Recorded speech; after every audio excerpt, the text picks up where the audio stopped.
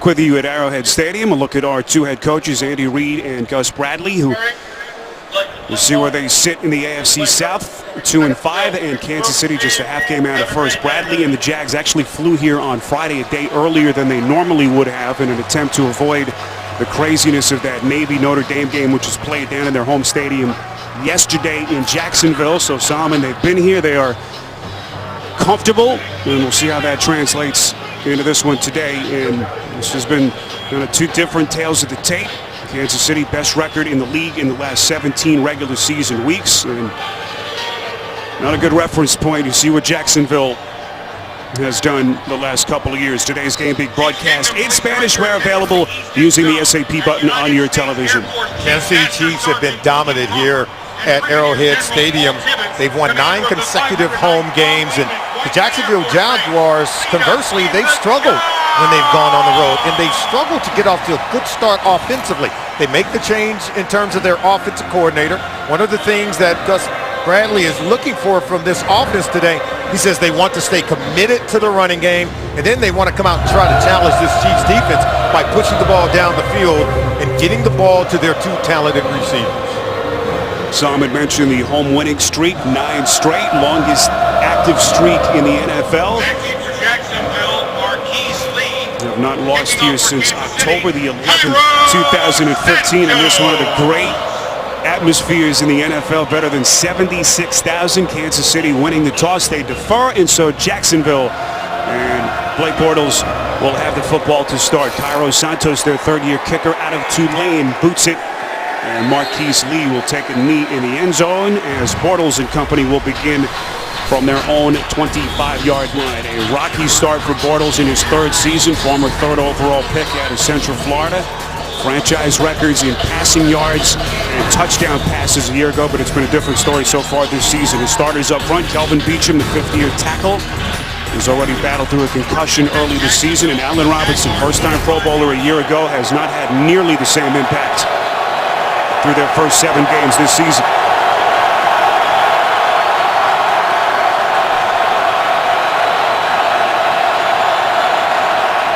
First and 10 from the 25. This is T.J. Yeldon, former second-round pick before last season out of Alabama. How about the defensive starters? This unit that has forced at least 2 turnovers, had 6 sacks in their victory last week. Dee Ford headlining the linebackers, career performance in the win in Indy last week with 3.5 sacks. And Phillip Gaines making his return last Sunday from injury at his first career pick. It was a big one at the end of that first half.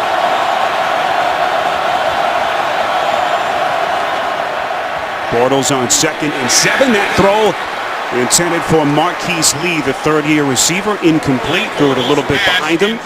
And Phillip Gaines was there on the coverage. So Bortles this week flying in his coach, Adam Dado, who works with Tom House at their passing academy out in California, to try to get Bortles, Solomon, back to the basics in his throwing mechanics. And you can see just on that first pass of the game for Bortles, not on target. Now, it's something that he can't really go thinking about his mechanics when throwing the ball down the football field. He's just got to be able to develop the field as the game goes along.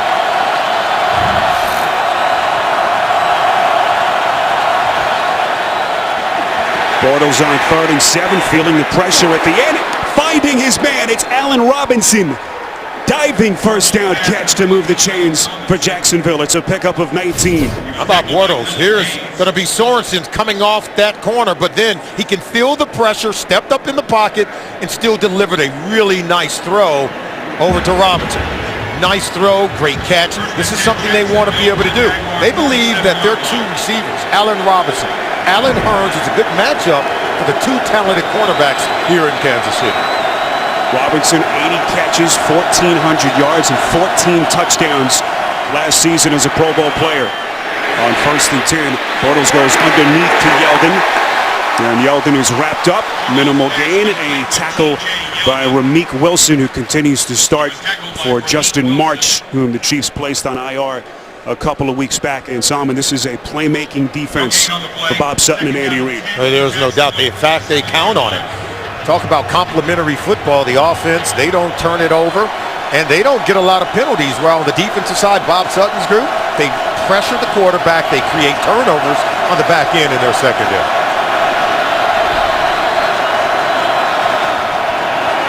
On 2nd and 10, Bortles, little read option play, faking the handoff and then runs into Kansas City territory, eventually tackled by the rookie Chris Jones. This is what the Chiefs have done against some of the upper echelon offensive assignment of the NFL. Yeah, for 3 straight weeks. They locked down that red-hot Raiders offense, holding them to 10 points.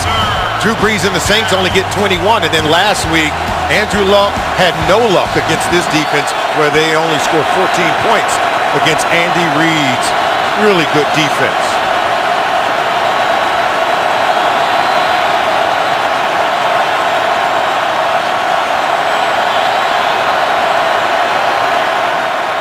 Third and 6. Bortles putting some air under it, incomplete. It'll be 4th down, trying to locate Allen Hurns. Steven Nelson, the second-year corner out of Oregon State, on the coverage for the Chiefs. Yeah, you want to challenge this defense? Well, they can cover as tight as any in the NFL, right in the hip pocket. Look at that, good coverage by Nelson. That's something that you're going to see all day. It's going to be very small windows, and Bortles is going to have to be very accurate throwing the football. Jacksonville has now gone 22 straight opening drives without a touchdown, as their struggles offensively continue. Brad Nortman on to punt, 50-year punter out of Wisconsin, and Tyreek Hill, who you saw leads the league in punt return yardage, and has been a spark plug for Andy Reid, especially over the last couple of weeks. Signals fair catch, 35 yards on the punt. Nick Foles' first start as a Chief when we come back. First game that the Chiefs are playing without Alex Smith as their starting quarterback since week 17 of 2014. Head and ear injury sustained in that win in Indianapolis last week. So Nick Foles makes his first start as a Chief, 1st and 10. As they begin just outside their own 10. Foles going to take the shot and drops it right in the breadbasket of Travis Kelce to get the party started. This is something that Nick Foles does very well. That's going to be Travis Kelce, the talented tight end. Now watch this throw, and this is what Foles does very well. Excellent touch on the vertical throw down the field, dropping that one right in the bucket. That's Prince Amukamara in coverage against Travis Kelce. Can't keep Kelce from making that catch. We told you he has a body like Gronk, hands like Beckham. And he does. 100-yard performance in the win over the Colts. 23 yards and a first down. As they line up just outside the 35, they keep it on the ground to Charkandrick West, making the start today for the absent Spencer Ware. So how about Nick Foles, very familiar, of course, with Andy Reid, who drafted him in the 3rd round in Philly back in 2012. Started 6 games that season for Reid, who was eventually fired at the end of that campaign by Philly. But the two have kept in touch, in contact over the last couple of years. And such familiarity between Reid and Foles, who played awfully well in relief of Smith last week. On 2nd and 8, Foles fakes the handoff to West, throws a dart over the middle. Not a perfectly thrown pass, but Jeremy Maclin, they say, did not make the catch. It is ruled an incomplete. How about the starters around Nick Foles? Parker Enger, their high pick, out for the season. ACL injury sustained last week. So Zach Fulton, who they are very high on and has started multiple games for them, is up. Charkandrick West, we mentioned Spencer Ware, that concussion that he suffered against Indianapolis. And so West, who started 9 games last season for the Chiefs after Jamal Charles went down with that devastating injury, back in his starting role today. Foles from the gun on 3rd and 8. The pass to Kelce. It's very close to the first down needed, the 46. And appears to be a little bit short. Great tackle by Telvin Smith. And we talked about it at the top.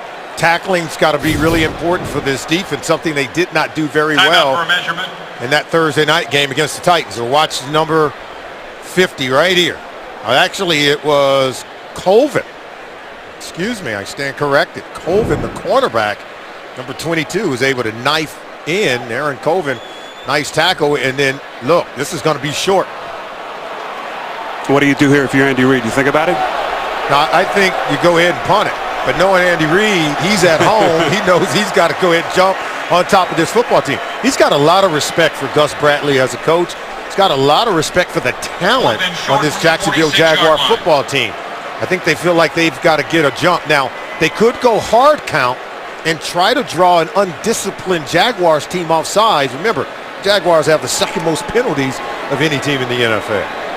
Penalties have been a massive issue for Bradley's Jags. And we'll see what they do here on 4th and inches.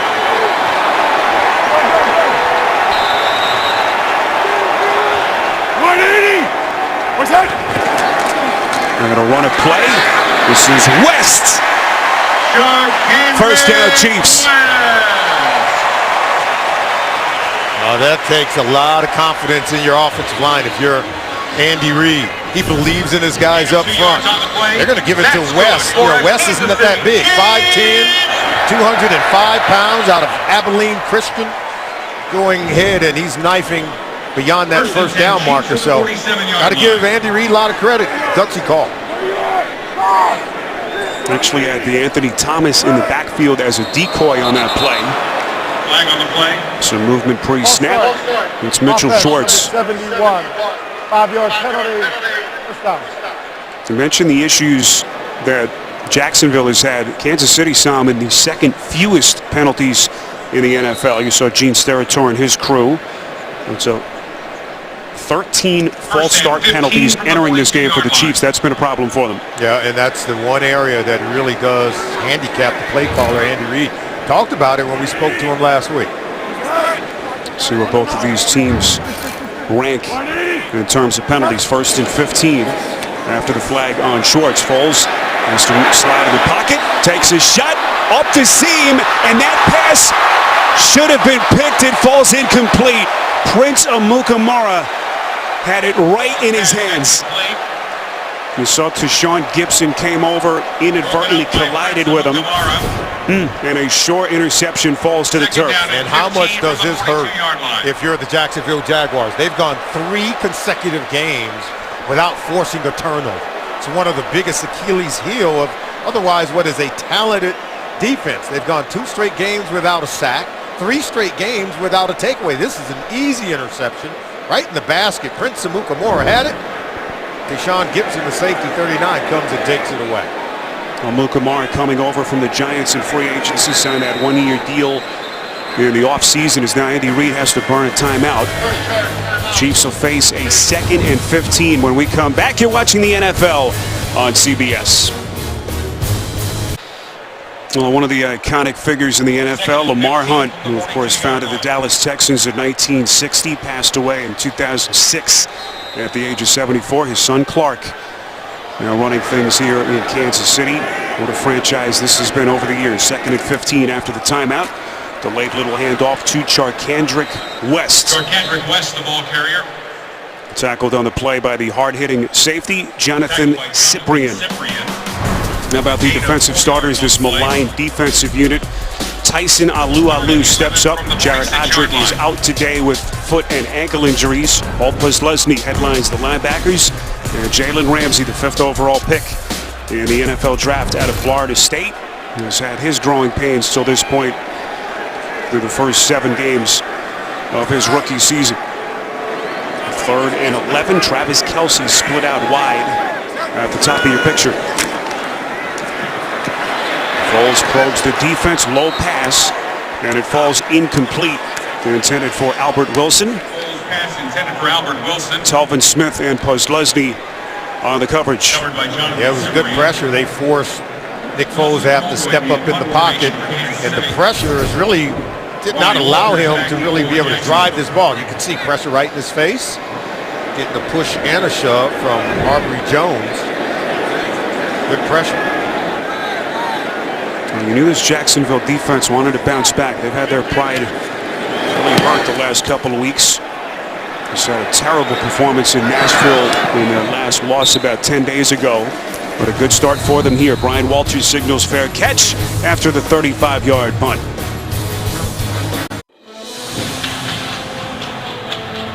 Oh, in honor of Veterans Day, for every point scored during the NFL's 32 salute to service games, the league will donate $1,000 to its military nonprofit partners, including the Pat Tillman Foundation, USO, and Wounded Warrior Project. To join the salute and learn more, visit NFL.com/salute. Chiefs players and coaches are wearing very fancy custom pullovers with the names of local fallen soldiers stitched onto them. All part of a just incredible scene here at Arrowhead in Kansas City. Bortles begins his second offensive possession on 1st and 10 with a completion to Julius Thomas. Now this offense trying to hit the reset button. Gus Bradley firing Greg Olsen on Saturday, but it has been an uphill climb, Solomon, for this unit so far. Yeah, they needed to make some changes. Look how they struggled on 3rd down, where they're the worst in the National Football League. The running game has been highly inefficient and ineffective. And look, one of the teams with the fewest plays of 10 yards or more, so they made changes at the offensive coordinator position. They want greater energy and enthusiasm on offense. This is Chris Ivory, who signed that big free agent contract as he came over from the Jets in the offseason. It's a run of 11 and a 1st down. Nathaniel Hackett, promoted, takes over for Olsen, and he begins his tenure as their coordinator in the same city where his father, Paul, served as offensive coordinator for the Chiefs from 93 to 97. You just saw in that 11-yard run from Chris Ivory. This is what Gus Bradley wants from his new coordinator, Nathaniel Hackett. Stay committed with the running game for 4 quarters.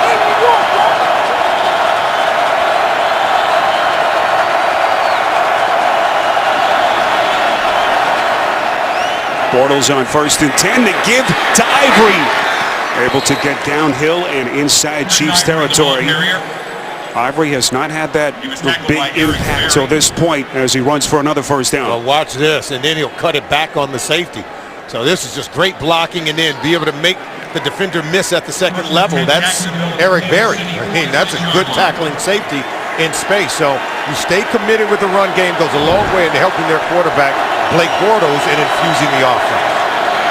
Bortles again from the gun. On 1st down, Ivory again, able to get inside the 45. We go to New York at an update with JB. Dak and the Cowboys. You'll find the new guy, JD, and then the new guy, it happens to be Jamie Collins. He's number 51 right there. The ball goes right over his head to Jason Witten. The Cowboys take a 7-3 lead. Remember, Jamie Collins was traded to the Browns from the Pats earlier this week. What quarterback controversy, Spiro and Solomon? Yeah, what else is new, right, JB?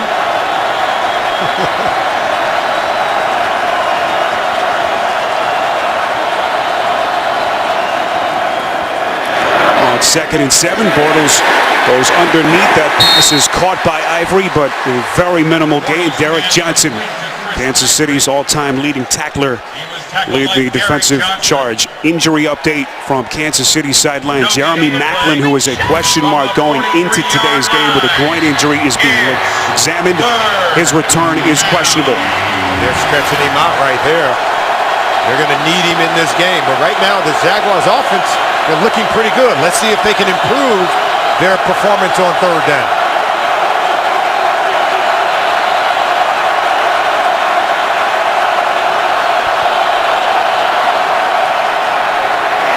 On 3rd and 7, Bortles going to take a shot. Incomplete.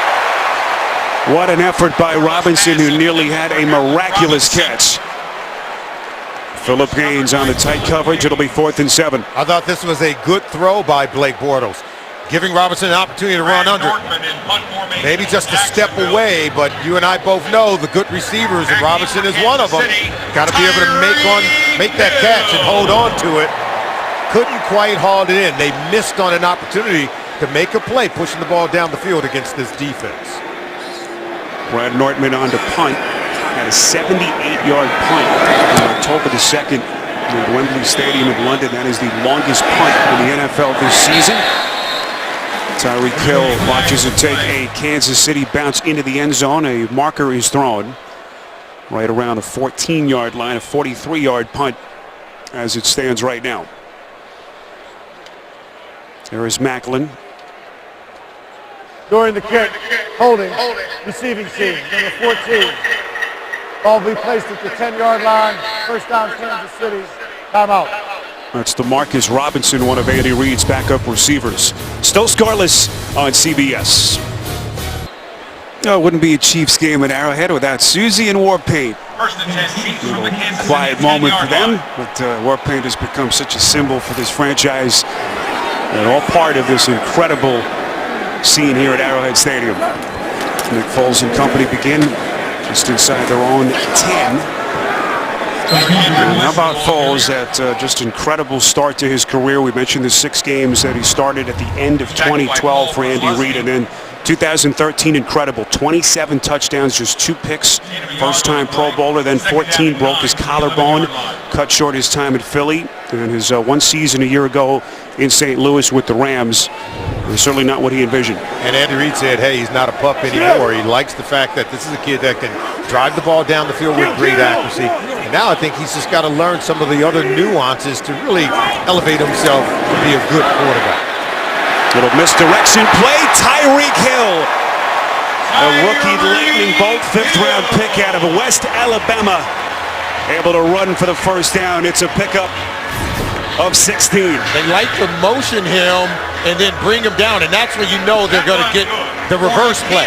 When he's tight to the formation, they're going to try to get him the ball in every form or fashion, whether it's throwing the ball in the vertical passing game or those little cute reverse plays you saw there. That's what he did last week, Spiro. He shredded the Colts on defense. And with all the injuries they had, Smith in and out, Spencer Ware lost to the concussion. Hill basically put the Chiefs on his back. And what was an incredibly versatile performance. This is West making a start today for Ware as we go to New York. JB and Boomer.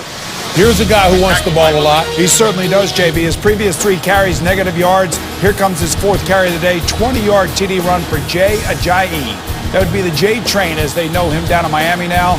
They take a 7-3 lead over the Jets. Well, let's take you back to the S team, Spiro and Solomon. Jay Ajayi looking to set that NFL record. Can you imagine 3 straight games over 200 yards rushing? Wow. Not bad for a guy who was benched back on opening day. As markers whistle that play dead before it began. All right. Offense number 12. 5-yard penalty. 2nd down. That's Albert Wilson. So a couple of uncharacteristic mistakes for the 2nd least penalized team in the league. Matt LeBlanc stars in the new comedy Man with a Plan. Don't miss a new episode tomorrow after Kevin Can Wait right here on CBS. Arrowhead Stadium, Kansas City, on a beautiful 65-degree day. Here in KC, Spiro Dita, Solomon Wilcots, our producer Ryan Galvin, Andy Goldberg, our director, rest of our CBS crew. Nick Foles making his first start as a Chief. Alex Smith, the spectator. Morning play called by Reid. This is West. And we spent some time talking to Foles this week, and he said, he always in the back of his mind hoped that he'd get a chance to play for Andy Reid. Said that his first experience as a rookie under Reid, who has been so masterful as an offensive coach, was invaluable for him. Can't say enough for quarterbacks. Even Alex Smith knows it, to be planted in the right garden. There are a lot of young quarterbacks have good talent, but to be teamed up with a coach like Andy Reid, who knows how to groom players at the position, creates a system that's player-friendly, particularly for quarterbacks. It allows you to flourish. It allows you to develop and become a good player in this league. Foles so far 2 of his first 5 on 3rd and 5. A pass up the seam intended for Wilson is incomplete. And Wilson was well covered. Good start, Solomon, for this Jacksonville defense. First, understand that Wilson is playing instead of Jeremy Maclin, who's out with that growing injury. And Wilson doesn't have that top-end speed that Maclin has to get beyond the defender. Also give a lot of credit to Jonathan Cyprien, who folded over the top of Albert Wilson, was able to cut off that throw. So very small windows of opportunity to complete passes against the secondary. Colquitt on to punt again. You saw Jeremy Maclin being worked on there, looking at that groin that was bothering him this week. Fumble on the play as Walters lost the football. Chiefs recover.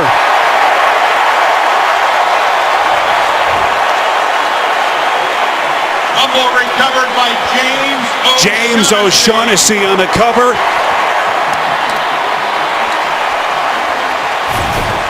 and disaster for Jacksonville. Well, 49, Daniel Sorensen grabs him, and then 57, DJ Alexander whacks him, and the ball comes out.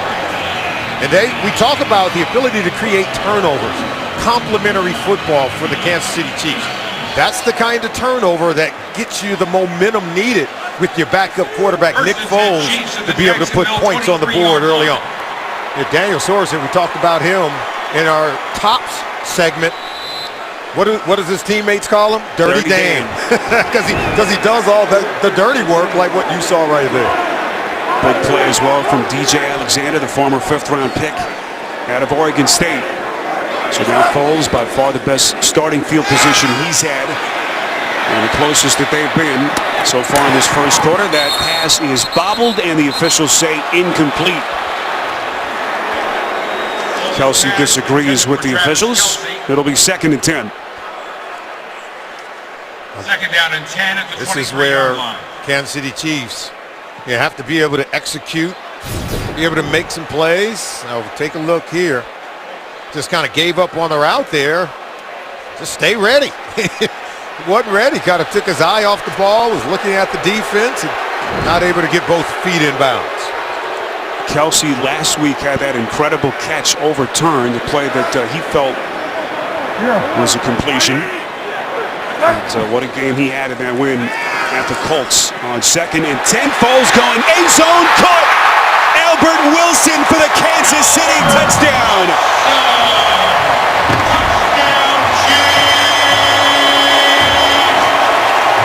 How about Albert Wilson filling in for Jeremy Maclin? And he's going to find a way to be able to make a play for his football team. Nick Foles, really nice throw in terms of the overall accuracy. Take a look. This is going to be Wilson. But take a look at this throw just right in that middle portion of the field to Wilson. Hits down the middle and then look, lays it right over the top of the defender. Wilson able to haul it in with both feet in bounds. He beat the linebacker Telvin Smith on that play. So not the best matchup you want if you're Jacksonville. 23 yards on the touchdown catch. First on the season for Wilson. And for Nick Foles, the 56th career touchdown pass in what is his 5th NFL season. All started with the muffed punt by Brian Walters, and then Foles, picture perfect to Wilson. 23-yard touchdown pass between Nick Foles to Albert Wilson. Meantime, Jeremy Maclin walking into the locker room. They continue to examine that groin that he started to complain about right around the middle of this week. Missed a couple of practices. And at least for the moment, the Chiefs in decent shape. Marquise Lee's going to play. Crosses the 20 and gets right to the 25-yard line. Multiple flags at the end of the play. One just in front and then the other just behind where Lee was tackled. Impressive return of 28 yards. During the return, holding, receiving team number 59. Half the distance to the goal. First down, Jacksonville. That's Arthur Brown as Wilson now walks into the Chiefs locker room.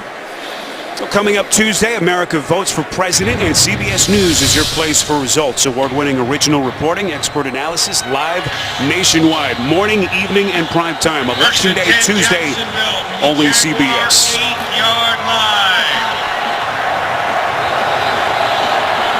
Blake Bortles will start inside his own 10 as 76,000 bearing down on Jacksonville.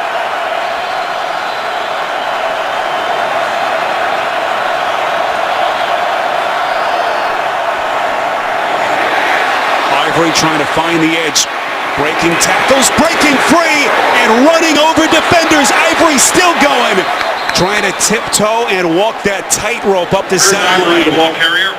Majestic run by Ivory as he leveled Ron Parker.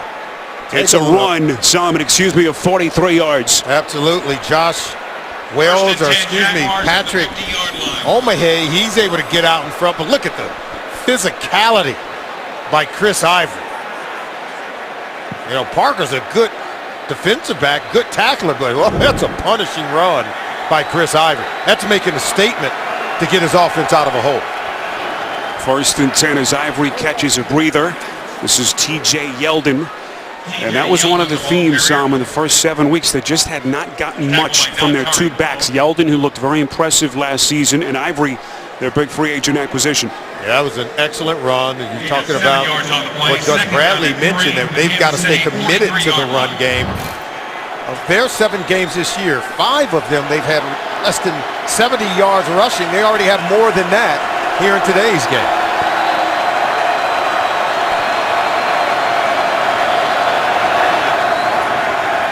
Bortles fakes the handoff on 2nd and 3. Goes underneath to Yeldon, who breaks a tackle. What a spin! Yeldon like he's playing in a video game, breaking tackles. Steven Nelson eventually on the stop. A pickup of a dozen and a first down. One of the keys to today's game for Jacksonville, we said they had to play with effort, energy, and enthusiasm. And that's what you saw on that catch and run right there by T.J. Yeldon. That's what you saw from Chris Ivory on the 42-yard run. That was very punishing. And right now we have a Kansas City Chiefs player down on the field. And that's Chris Jones, their highly touted defensive end, who continues to start for Allen Bailey, who they had to put on IR a couple of weeks back. But this kid Jones, a huge talent, 37th overall pick in the draft. Someone that Andy Reid and his staff is awfully high on. And he's quickly become a beloved Chief in that Kansas City locker room as they continue to look at his right leg.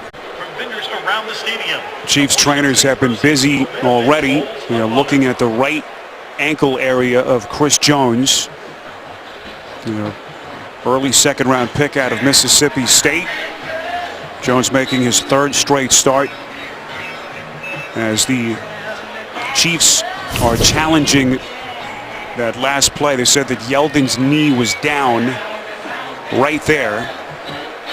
He eventually ran for the first down, a pickup of 12 as Reid challenges the spot. You're going to say right here, if that left knee right there.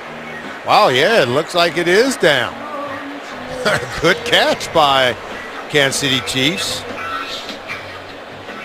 I think that's good visual evidence that he was down on the play. Let's see what they come up with. Now, we've talked to head coaches who have all said it's a huge advantage to be in your home stadium in times like these. You know where the video boards are. The communication is a little bit better. And Andy Reid certainly got good communication on this play as we await the final call from Gene Steratore. That's the look from down close to the field inside the stadium. 23 seconds to play in this first quarter in Kansas City. Well, there was contact to T.J. Yeldon, and then we saw that left knee touch, so the ruling should be down by contact. Let's see what Gene Steratore has to say. While we were away for break, Kansas City did challenge that the runner's knee was down prior to where he was ruled down by contact on the field. After review, it has been reversed that the runner's knee was down at the 39-yard line. It will be Jacksonville's ball, 1st and 10 at the 39-yard line. Kansas City is not charged with the timeout, but it is their first challenge of the game. All right, so the call overturned. Derek Johnson, the man who is credited with the tackle. So they will mark the football at the Kansas City 39-yard line. Remember, this drive started at the Jacksonville Jaguars 8-yard line. A nice run of 42 yards by Chris Ivory sparked the drive, and let's see if Blake Bortles and his offense can finish it off and put some points on the board here against the Chiefs. Raheem Nunez-Roches has come on for Jones. Bortles on 1st and 10, pump fakes.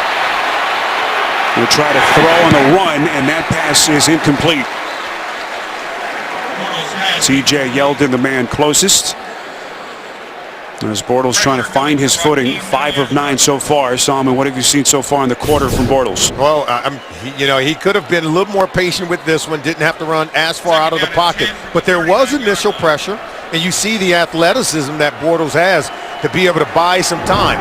The receivers downfield could not uncover, so he simply had to throw it away. Could be the final play of the quarter. 2nd and 10. Ivory going nowhere. Ramik Wilson, who's played very well defensively for Andy Reid on the tackle. End of the first, 7-0 Chiefs. You're watching the NFL on CBS. Jacksonville has not been a good road team this season, but specifically they have really struggled in the first halves of games. Rock bottom, that 27-0 deficit that they faced about 10 days ago in Tennessee.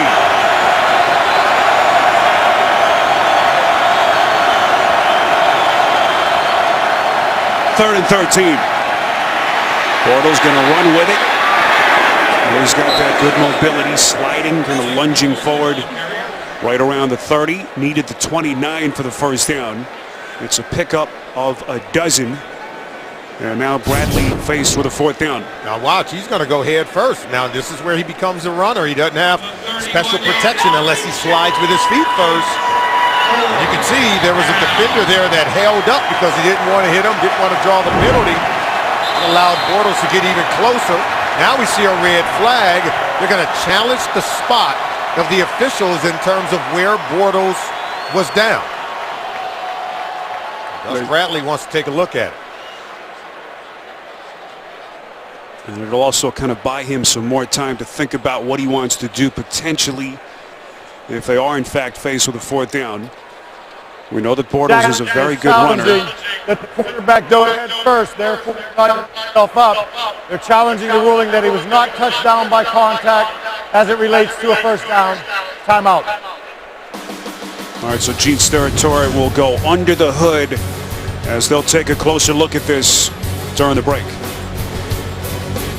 Welcome back to Arrowhead Stadium. Now, Bortles needs to get beyond the 30-yard line to the 29 for a first down. Now, watch the knee is going to be down. Now, once he gives himself up to go head first, see, he really gives himself up. Now, he's not touched, maybe on that kick by 49 Sorensen, but you can see Derek Johnson did not hit him. He gave ruling himself on up. the field stands.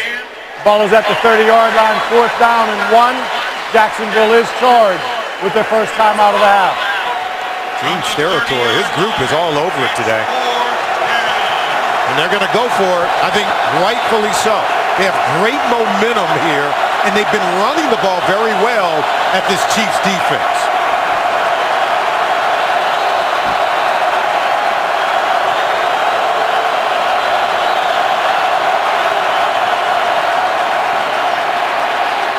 Bortles throwing on the run, incomplete, right through the hands of Allen Hurns. Bortles pass intended for Allen. What did we say in our open? That these receivers needed to come through for Blake Bortles. And this one hit Allen Hurns right in the hands. Gutsy call by Gus Bradley and his new coordinator. You can see a good throw. Nope, we talked about the mechanics of Blake Bortles, but nothing wrong with the mechanics here. This is great accuracy on the run. And that ball should have been caught by Allen Hurns. I don't know what else we can say. Hurns got to be able to haul that in for Blake Bortles.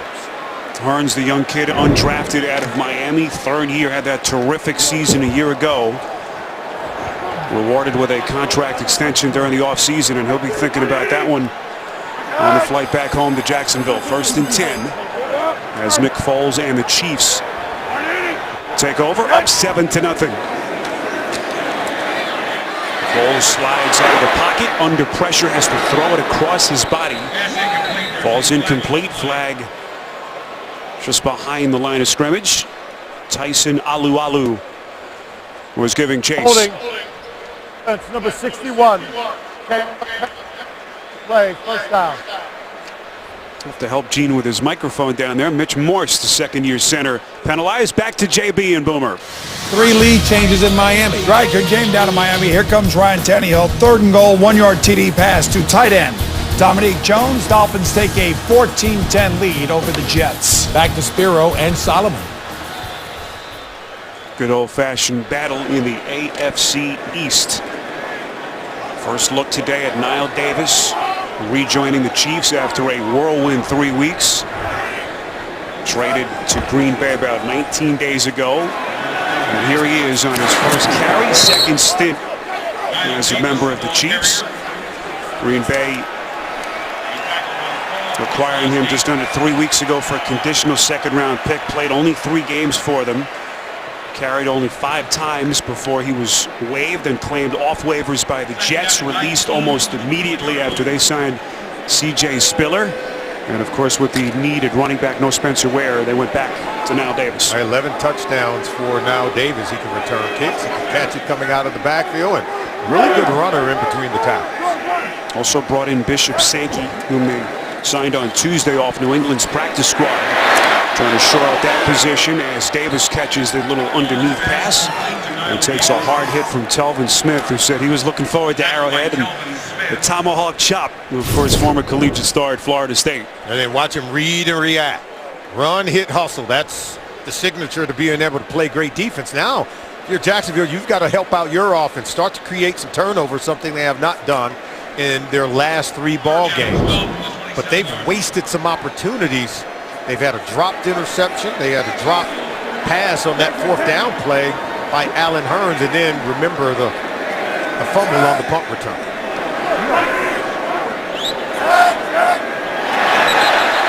Could be a free play, and now they whistle it dead. Looked like Sinderic Marks came across early. Distraction. Defense, number 99. 5 yards. 3rd down. That is Marks. They're a very talented 8th-year defensive tackle. Came over in free agency from Tennessee back in 2013. Hard count by the quarterback Nick Foles. Draws him offside. Sets up a favorable 3rd and 8 opportunity for Foles. This is where Travis Kelce, you can get the one-on-one. He can make a play. Chiefs have struggled on 3rd down. Kelce lines up in the slot towards the bottom of the screen. Falls under heavy pressure. Trying to find Wilson on a comebacker. Plus Lesney was applying heavy pressure. Watch the pressure. Yeah, they're going to move up here, but watch how many guys drop out. Different looks. Don't know who's coming. Guys coming late. They turn plus Lesney loose on Nick Foles. He just has to throw it away. So really great disguise defensively to fool the protection and pressure the quarterback. Now keep in mind, this is a Kansas City offense playing without their starting quarterback. Top running back Spencer Ware, who, by the way, had accounted for about 36% of their total offense before his injury last week. And now Jeremy Maclin, who's still in their locker room having his groin examined. Well, Jacksonville has struggled, but it's a tough spot to be in as an offense. Walters, who fumbled his last punt return, with a 5-yard return. 7-0 Chiefs. 19-yard line. We have had beautiful weather in Kansas City all weekend. 7-0. 76,000 at Arrowhead Stadium. Blake Bortles, 5 of his first 10, only 35 yards till this point. Fakes the handoff. Kansas City was not fooled, and what a play. D Ford trying to wrap Bortles up, who's not a small guy, 6'5", about 240. But a nice play by Bortles to get rid of the football. Good read and recognition from Ford here. Watch. Look like it's going away, but they rotate and reverse it right back in his face. You know, Blake Bortles is a big boy. Hard to corral. D4 was able to hold on. But look at what he's been able to do. 3.5 sacks last week, 7 on the season, trying to replace the productivity loss in the absence of the injured Justin Houston. Chris Jones back on the field for the Chiefs. Play action from Bortles on 2nd and 10. After the pump fake, he's intercepted. Picked off by Rameek Wilson. Wilson trying to find some daylight and finally brought down inside the 30 by Allen Robinson. A return of 7. He's looking for Allen Robinson. Wilson does a really good job of reading the eyes of Blake Bortles. First interception on the season as we After await the the call. interception, personal foul, low block on the original offense, number 5. The penalty will be half the distance to the goal. First down, Kansas City. It's on Bortles. His 10th interception of the season. Now take a look at the vision right here. That's where the eyes are going for Bortles. But watch right there. He's reading the eyes and gets right into the throwing lane. Bortles never sees Wilson on the play. And then there's the hit right there. Bortles goes at the legs. He's just frustrated. He never saw him. Wilson was able to spy the quarterback, get into that passing lane, and get the pick on Bortles. Now, Wilson has been a big play linebacker since getting the start for Justin March, who they had to put on IR a couple of weeks back. And again, this has been a playmaking Kansas City defense. They've forced multiple turnovers in 5 of their last 6. Know about the sacks that they had last week against Luck in Indy and Andrew Luck. Well, that was Bortles who saw Jay Howard get him low, and then Howard was the guy that Bortles turned around, saw him, and went low to block. Well, quarterbacks are supposed to have that special protection from, in the lower bodies, in their legs, while in the pocket. Not just the head, neck, shoulder area, but from the thigh down as well. To Anthony Thomas flanking Foles. And now a little end around action. Albert Wilson, but Jacksonville was not fooled. Kansas City will lose yardage. Forced out of bounds by Yannick Ngakoue. And it's a loss of 5. All set up by that interception. This offense, where they get great field position. We talk about complementary football. It's the turnovers that set the table for Andy Reid's offense. And now he's looking at those red zone plays on that chart, trying to figure out what works against this defense. Never a bad thing to look for Travis Kelce. The red zone offense, as you saw, 19th in the NFL on 2nd and 15. This is Tyreek Hill, who continues to make a name for himself in the NFL. It's a pickup of 4, forced out of bounds by Jalen Ramsey, the 5th overall pick. Still getting comfortable as a rookie cornerback in the NFL. 3rd and 11 from the 15-yard line. And there's Bortles. Jags flew in his passing coach from California, Adam Dado. They worked Monday, Tuesday, and Wednesday down in Jacksonville. As you see the numbers between our 2 quarterbacks.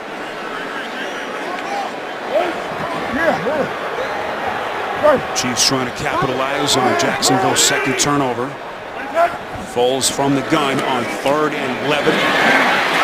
Chiefs 0-4 on 3rd down before that play. And that trend will continue as Chris Conley picks up only about 7. And now the field goal unit will come out for Andy Reid. That's where Foles has got to just do a better job of really making sure they execute these plays to be able to come away with a touchdown. Give a lot of credit to Jacksonville's defense for turning back the Chiefs and not allowing them to get into the end zone.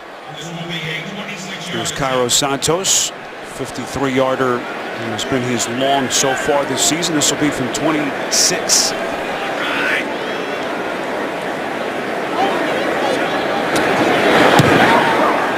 Holder is Colquitt. James Winchester, the snapper, and Santos builds on the Chiefs' lead. First game that the Chiefs are playing without Alex Smith as their quarterback since the regular season finale in 2014. Going through some struggles, up 10-0. Yeah, they've been able to score on 2 of those 4 possessions. Both came after getting turnovers on the fumble and then the interception by Wilson. Jacksonville has turned it over twice. As Salmon pointed out, the first coming on that Brian Walters fumbled punt. This is Marquise Lee trying to make something happen for Jacksonville, breaking tackles. Crosses the 20, brought down at around the 23-yard line. A return of 24. Week 9 continues later today on CBS and for some of you on Fox. And tonight, a big one, Sunday Night Football, Oakland and Denver. And then tomorrow, Monday Night Football, Bills, Seahawks. And that game tonight, Oakland and the Broncos, all kinds of implications in the AFC West. And one of the few times I think, Simon, that Chiefs fans will maybe rooting for Oakland. See the issues that Jacksonville has had in the first half on the road this season. It's Ivory on 1st and 10. Now, speaking of issues, how about the Chiefs? I wonder how much more they can withstand in terms of injuries. These are all the guys that have been out. Jamal Charles, of course, the exploratory surgery placed on IR. And now Jeremy Maclin unavailable at the moment. Yeah, you have to add Maclin to that list, but you know, the backups have really stepped up. You lose a Justin Houston. We talked about D Ford making plays. Tyreek Hill's been good at wide receiver. Charkandrick West filling in today for Charles and Spencer Ware. On 2nd and 6, this is Ivory. Had that big 44-yard run earlier. That time a pickup of 4.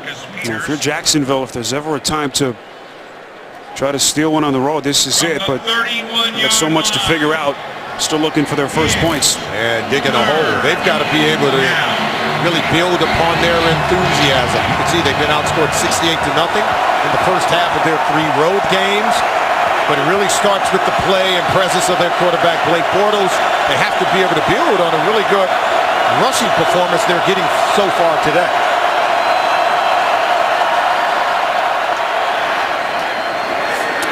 Marquise Lee on the catch.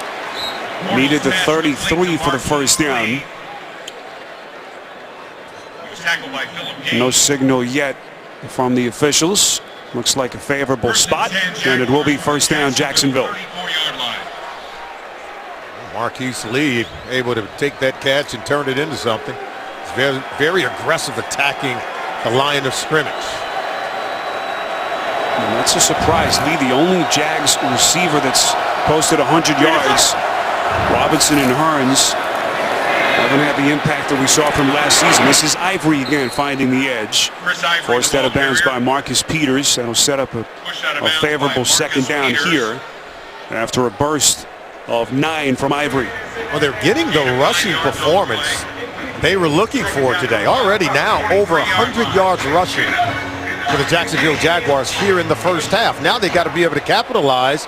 Give a lot of credit to the offense coordinator, Nathaniel Hackett. He's sticking and staying committed with the running game and being very productive. On 2nd and 1, Ivory trying to fight for the first down. I don't believe he got it. Appears to be about a yard short. But Ivory has been a beast so far in this first half. Yeah, he's been shown the physicality, the toughness, slashing off the edges of this Kansas City Chiefs defense. He's been very powerful once he gets those pads squared up on the defender. Bam, that's what you get on that 42-yard run to give this offense some semblance of productivity. And now they've got to be able to match it with play action pass and get the ball down the field to their receiver.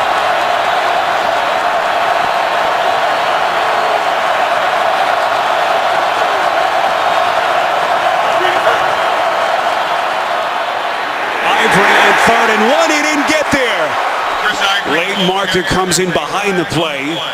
Marcus Peters leading the charge.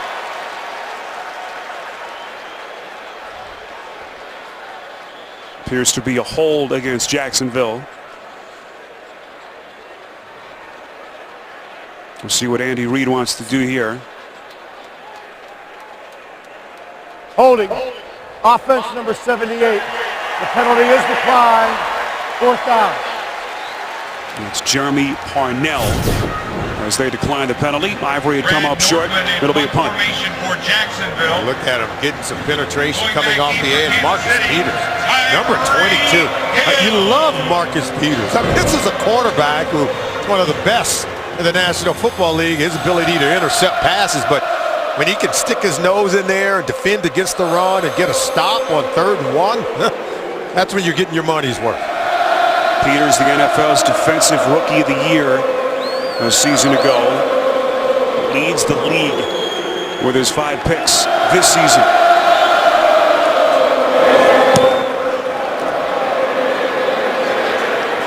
Chiefs have a decent field position. This is Tyreek Hill trying to find the 20. 47 yards on the punt by Nortman. 10 on the return from Hill. Now, if you haven't checked out the Chiefs Museum here inside Arrowhead Stadium, it is a must-see. Len Dawson is all over that place. So much history with this franchise. Dawson working the radio here in Kansas City, the Hall of Famer. On 1st and 10, Chris Conley on the reception. Good toss by Foles with just over 6 minutes to play now before halftime. Be the first to know your team's news with the CBS Sports app. Get instant updates, expert analysis, highlights, and more. Download the CBS Sports app today. Arrowhead Stadium, Kansas City, Spiro Dita, Solomon Wilcots. Nick Foles making his first start as a Chief. No Alex Smith today, if you just joined us. Head and ear injuries. On 2nd and short, Charkandrick West able to move the chains, and Andy Reid making the decision, Solomon, to give Smith the day off, despite the fact that the Chiefs said he did not, in fact, sustain a concussion last week. Obviously felt comfortable enough with Foles, but it was kind of a big statement that Reid and his franchise made. Yeah, we talked to Andy Reid about it. He says, you know, the players are going to never tell you the truth. He says, I don't deal with it. If I even think there's anything close to a concussion, he's going to take the player out of there. He said it's not good for anyone, not good for the player, not good for the team. So felt like they'll do the right thing by Alex Smith by giving him a week off. Tyreek Hill in motion. That pass is caught by Kelsey. Able to get out past the 40. A pickup of 13 yards and a Chiefs first down. Kelsey was so good 1 week ago against the Indianapolis Colts. That defense had no answers for him, and they scheme him open like this. Now, how does Travis Kelsey get that wide open? They get the defense flowing one way, and they forget about Kelsey on the backside. Picks himself up a first down. Kelsey, who before last week had been a little bit quiet, certainly after the incredible production the last couple of seasons, but 7 catches, just over 100 yards and a touchdown in that road win against the Colts. That pass is ruled incomplete off the hands of Charkandrick West. And Telvin Smith, making his first appearance at Arrowhead Stadium, said he'd been looking forward to it. The Tomahawk chop makes him feel like he's back in college at Florida State. And he's had a big first half. Yeah, he's one of those defensive players coming off that Tennessee Titan game. But they gave up over 200 yards rushing. 214 to be exact, where they were smarting. Their pride had been offended. You knew they were going to come out here and fly around today. They've looked pretty good here in the first half on the defensive side of the ball. Another misdirection play called by Reid. Foles goes underneath to Kelsey, who takes a smack. Saw his helmet snap back right around the 45-yard line. Jonathan Cyprien, also Dante Fowler was there. And Kelsey joined with that defense at the end of the play. Yeah, Dante Fowler. Oh, he's bringing it. Kelsey, got to protect yourself right there. Look at that hit by Dante Fowler Jr. Huh. That's a wicked hit. And Solomon, it was right up kind of right around the neck area, very close. We know that strike zone for these defensive players seems to get smaller and smaller. But a clean hit deemed by the official sets up a 3rd and 8. Foles slinging it near side of the field into the shadows to Albert Wilson, but it's incomplete. Jalen Ramsey was there on the coverage for the Jacksonville Jaguars. Well, I told you this defense has looked good here in the first half. They did give up the 23-yard touchdown strike from Foles to Albert Wilson, but even after that last turnover, they were able to turn back this Chiefs offense, even though they had a possession down inside the red zone. So Jacksonville putting up a fight defensively. Now they've got to be able to put some points on the board. We haven't seen Macklin since he was escorted into the Kansas City locker room. They continue to examine his groin. Fair catch signaled by Walters on the punt. Officially 43 yards from Nortman. It has been a couple of key mistakes today, costing Jacksonville as they are down by 10. And a chance to get the early interception. Prince Amukamara can't hold on to it. Collides into his teammate on a 4th down play. Knocking on the door of the end zone. Allen Hurns puts it on the ground. Ryan Walters, he fumbles on this punt return, giving a possession over to the Chiefs. And then the interception by Remick Wilson on Blake Bortles. You can see this offense has struggled here in the first half. Couple of punts, turn it over on downs, the interceptions. Can't put any points on the board. End around play. This is Marquise Lee finding some open real estate out past the 20. First down run and a hard hit at the end of the play by Eric Berry. Look at this. Look how he squares him up. Moves his feet. Strikes. Same foot, same shoulder. That's just an excellent play. That's how you play football on the back end. You don't want to miss tackles. Got to move your feet. Keep your head up and hit with that shoulder. Berry starting to resemble his all-pro form. Sat out all of training camp and the preseason, holding out for that big contract that never came. The NFL's comeback player of the year last season. 1st and 10, Bortles under pressure, hit on the throw. It is caught. Mercedes Lewis, and what a pass. Bortles was leveled right before the release. 17 yards and a first down. Bortles 6'5", 230. He's in the pocket. But watch this hit. That's right in that target zone. That's D Ford delivering a whop on Bortles, but Bortles delivers a nice throw to Mercedes Lewis. Who said quarterbacks aren't tough? Bortles showing you some of his toughness on that play. See his numbers till this point. Trying to get Jacksonville on the board. It looked like the clock had reached 2 minutes before the football was snapped. 10-0. Jacksonville trying to find their first points on CBS. And Jacksonville from the Jaguar. Final 2 minutes first half here at Kansas City. It's familiar territory for Jacksonville, who have not scored many points. There's a road team in the first half of games this season. Bortles going to run with it on 1st and 10. Ducks forward across the 45. A pickup of a half dozen. Reminder coming up, the Verizon halftime report. JB and fellas standing by in New York. We'll get you caught up on all the scores and highlights, as well as a preview of Thursday Night Football on NFL Network. All next on the Verizon halftime report.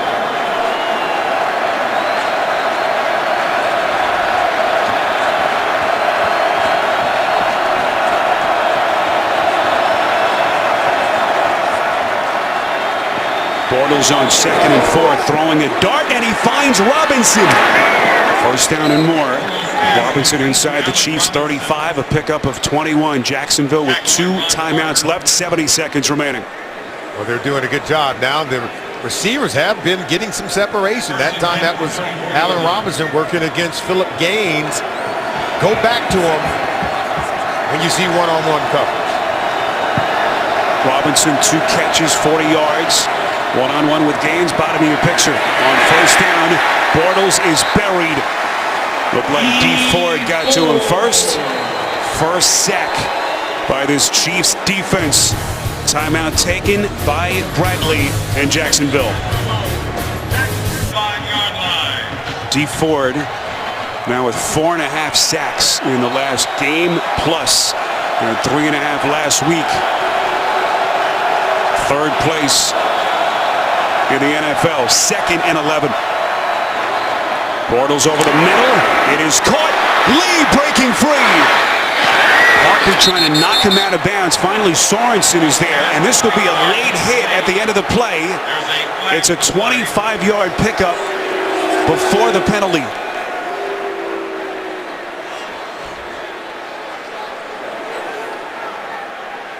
Yeah, he's way out of bounds. It looked like it was number 49, Daniel Sorensen, who came and laid the hit on Marquise Lee. See Lee working across the field against Marcus Peters. Oh, unnecessary rough. There's the hit there as team staring towards Mike, having some problems. We'll review play. But there is the hit. He was clearly out of bounds, Spiro. Sorensen, who has been on this incredible stretch.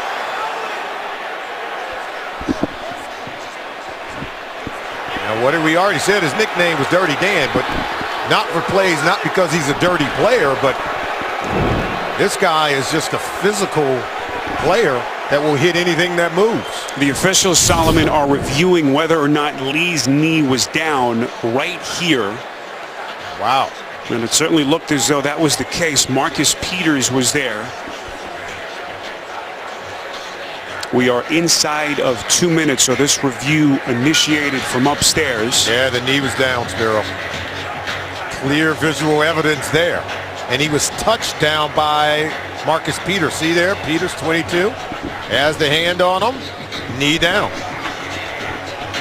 If this thing comes back, they'll mark it right around the 21-yard line. That's where the knee of Lee was down, and this could be just a monstrous turnaround.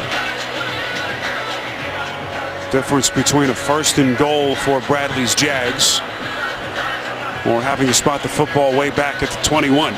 Second one like this, TJ yelled, and they took away the big play from him because the knee was ruled to be down. Well, it'll be a first down either way. It has been determined that the runner was down by contact at the 21-yard line. The personal foul for the late hit out of bounds still must be enforced, so it will be enforced from the 21, half the distance, to the 10.5-yard line, where Jacksonville will have the ball 1st and 10 at the 10.5. All right, so the penalty still will stand against Sorensen. So it will be a 1st down and 10. They will mark it from the 21. That's where Lee's knee was deemed to be down.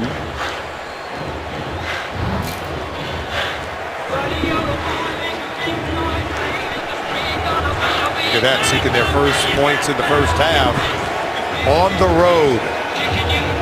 Well, they've been scoreless in the first half of their previous 3 road games, and even so far today.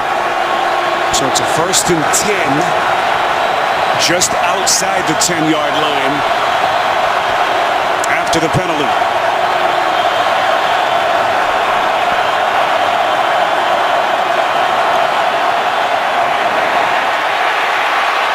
Bortles spins away from trouble. Gonna run with it. Trying to fake out Peters with that little head maneuver. Forced out of bounds. Nifty run. Bortles, since coming into the league, highest rushing average of any quarterback in the NFL. This is where he doesn't get enough credit. I think he makes good decisions. Everyone's covered. There's a red jersey by every Jaguar receiver. Front side and then backside where he spins out. Wanted to go to his right. Now watch the pocket awareness. He spins out and away from Tamba Lee. So I think the athleticism of a 6'5", 230-pound Blake Bortles really bodes well for this football team. Now let's make good decisions here. 2nd and 5. Bortles pass into the end zone. Incomplete. Intended for Robinson. Philip Gaines was right there.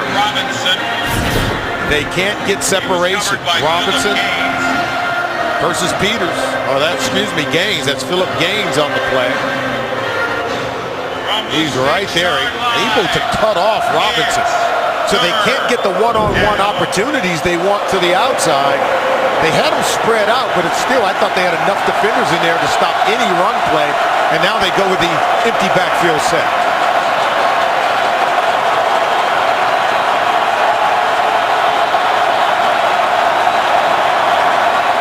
Yeldon line up bottom of your screen. Bortles going end zone, incomplete, and a flag at the end of the play. Steven Nelson on the coverage of Hearns. Pass interference. Offense, defense, number 20. Penalty occurs in the end zone. The ball will be at the first 1-yard line. 1st and goal. Steven Nelson working against Hearns. You know, it was kind of what I would call incidental contact. But if you're Nelson, he didn't do a good job of trying to play the football. He looked back, but then he kind of lost sight of the ball, and that's where that incidental contact became an infraction. Jacksonville has 1 timeout left.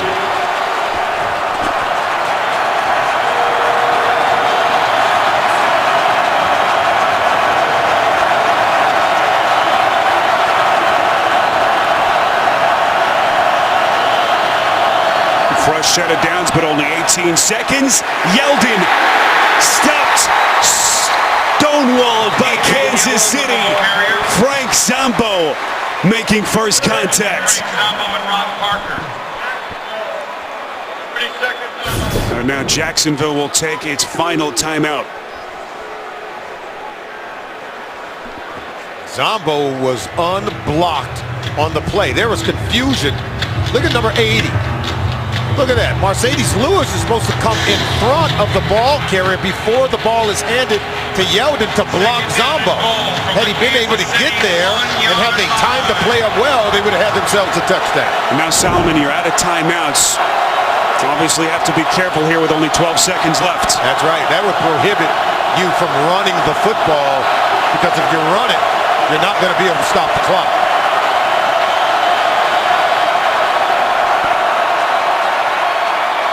Bortles looking end zone. It is nearly picked. Bortles pass incomplete. Off the hands of Ron Parker. What a break for Bortles in Jacksonville. And we talked earlier about good decisions down here inside the red zone.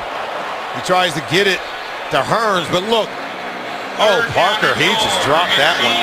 He peeled off this coverage where he was defending against Hearns, nearly had himself an interception. Chiefs defense lead the league in interceptions and have more takeaways down inside the red zone than any other defense.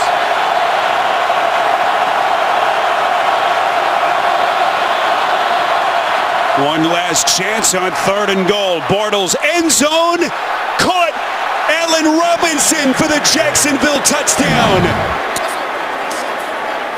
And Bortles coming right back to find Robinson for 6.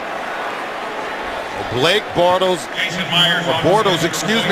hung in there, and he was trying to get this one to Robinson. He had double coverage initially, then watch him keep working. He works inside of Ron Parker. Both feet are down for a nice catch.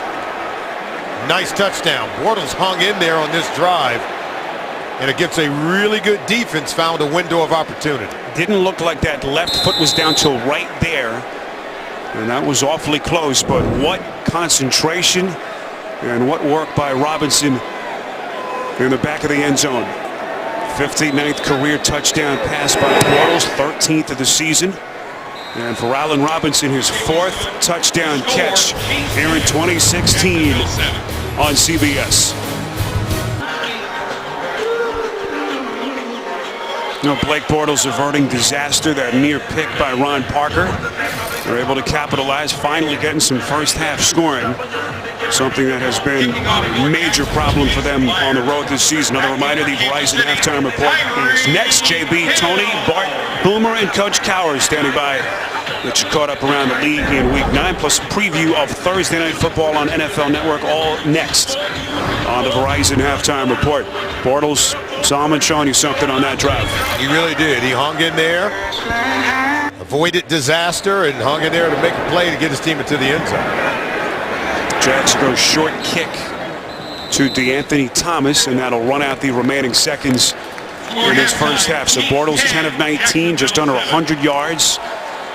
Did have the early interception and the touchdown to Robinson to get Jacksonville on the board. 10-7 Chiefs. Will be back with the Verizon halftime report after this message and a word from your local station.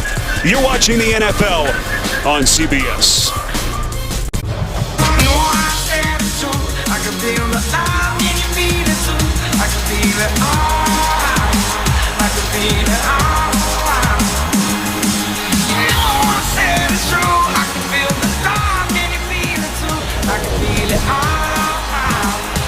Back at Arrowhead Stadium, Kansas City, just about ready for the start of the second half. Chiefs in front of Jacksonville 10-7 as Bortles goes through his pregame paces. Here's a look now at the Shoulders of Greatness highlight of the first half, brought to you by Head & Shoulders. Blake Bortles, that near pick that he threw to Ron Parker, comes right back Back of the end zone catch by Allen Robinson as they score some rare points on the road in the first half. We welcome you back to the NFL on CBS alongside Solomon Wilcots. I'm Spiro Adidas. Both of the quarterbacks still trying to get comfortable. Foles, his first start here as a Chief, and both quarterbacks under 100 yards passing. Yeah, I think Foles has looked good. Of course, he's replacing Alex Smith, who's always efficient in the offense, but he hasn't turned it over, and I think that's going to be critical as this game continues now for Blake Bortles and the Jacksonville Jaguars. Bortles tends to get better as the game goes on. He has not played well in the first half at times. He did have an interception in this game, but he's been lights out in the second half. Let's see what he can give us here at Arrowhead today. 7 of Bortles' 12 touchdowns this season have come when Jacksonville has been behind by double digits. They've been in that position so much this season. We'll see how the second half treats them here at what has been such a tough venue to play in.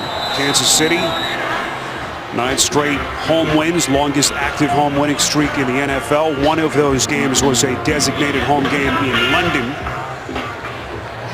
But the Chiefs have not won here since, the Jaguars rather, have not won in Kansas City since week 5 of 07. Tyreek Hill trying to find some open daylight, taking on tacklers across the 20 and forced down at around the 23-yard line. Solomon, what about some second half adjustments? Well, for Jacksonville, it's easy. Throw the ball, catch the ball. They've missed on some passes as Blake Bortles, and the receivers have dropped some passes when they've been open. For Kansas City, they've got to fix a leaky run defense that gave up 132 rush yards in the first half. Very uncharacteristic of the Chiefs and real good sign for Jacksonville. So here's Nick Foles. Came on in relief of Alex Smith last week. Had a laceration on his ear. Sat down this week by Andy Reid, and so Foles making his first start as a member of the Chiefs, that time finding Hill, a rookie 5th-round pick out of West Alabama, as we take a look at their first half possessions. Think about it. 2 plays, 23 yards and a touchdown. Came after they recovered a fumbled punt, and then they were able to get the field goal after getting an interception. And so Andy Reid's team's been able to get 10 points off 2 takeaways by the defense. Reid goes 3 tight ends here. Kelsey in motion on 2nd and 7. Charcandrick West buried almost right after he took the handoff. Dan Scuda, the 8th-year linebacker out of Grand Valley State, dumps him for a loss of 2. At times, this defense has looked really good. Look at Scuda there. He just runs it down. They leave him unblocked. He reads the play. He knows that with Foles, there's no chance of a read option like what you have with Alex Smith. And I think that's the only element of this offense that Andy Reid has kind of taken off the table, not willing to allow Nick Foles or risk him in the read option game. So all the struggles for the Chiefs on 3rd down in the first half. This is 3rd and 9. Foles 10 of 18. And on the release goes underneath to Anthony Sherman. Needed 34 for the first down. He's well short. Pickup of 6. And the Chiefs go 3 and out. They've got to be able to move this offense. Now, one of the problems is they're not running the football very well. They tried it. You see West was tackled from behind by Scuda. Facing a 3rd and 9, 3rd and 8 situation. Foles is forced to hold on to the ball. The coverage was really good. This Jacksonville defense, they're playing much better than we saw in that Thursday night game against the Titans. Still awaiting a further update on Jeremy Maclin. Left the game with a groin injury as Walters signals fair catch. So no Alex Smith, no Spencer Ware, and Maclin still unavailable. Jaguars down 3 on CBS. Earlier this week, members of the Chiefs community caring team joined forces with Lift Up America to feed the hungry in the greater Kansas City area. The Chiefs linebackers helped out with donations to over 60 area relief organizations, including food pantries and church ministries. All part of a fantastic community outreach program here with the Chiefs in Kansas City. So here's Bortles' first possession of the second half, and that is T.J. Yeldon As he has had support in the running game like he has not had this season. And one thing we know about Bortles, Solomon, hasn't been good in the first quarters, but it's been a different story the rest of the game. Yeah, we saw that in the Thursday night game against the Titans, and people can call it garbage time, but, you know, for players, you have to go out and continue to compete, and he's been much better after the first quarter. You can see 11 touchdowns the rest of the game through week 8. I mean, this is where he usually gets hot and gets better as the game goes on. On second and short, underneath to Robinson. The second effort will get him the first down. As we take a look at the first half possessions, looks like there's an injured Jaguar. This is what the Jags did in the first half, that late touchdown after Ron Parker dropped a potential interception for the Chiefs. Yeah, they got it going. I mean, they had to go the length of the field on that drive. 88 yards, 11 plays, and still were able to punch it in. They've got to feel good about themselves coming out here in the second half. I'm sure they're going to continue to try to keep the pressure on this defense, allow the receivers to get down the field, but what really set them up was their run game in the first half. Let's see if they can continue here in the second half. Allen Hurns got rolled up on by Robinson at the end of that play as he goes back down to the turf. Allen Hurns has to be helped to the Jacksonville sideline, 1st and 10. It appeared to be the right ankle of Hurns that was rolled up on at the end of the play by Allen Robinson right here. Yeah, he'll roll up on the back of that ankle, and that ankle's trapped. That's the worst kind of injury. It's hard for Hurns to avoid it, but if you're Robinson, you maybe do a better job of taking care of your teammate. Hope he's going to be okay.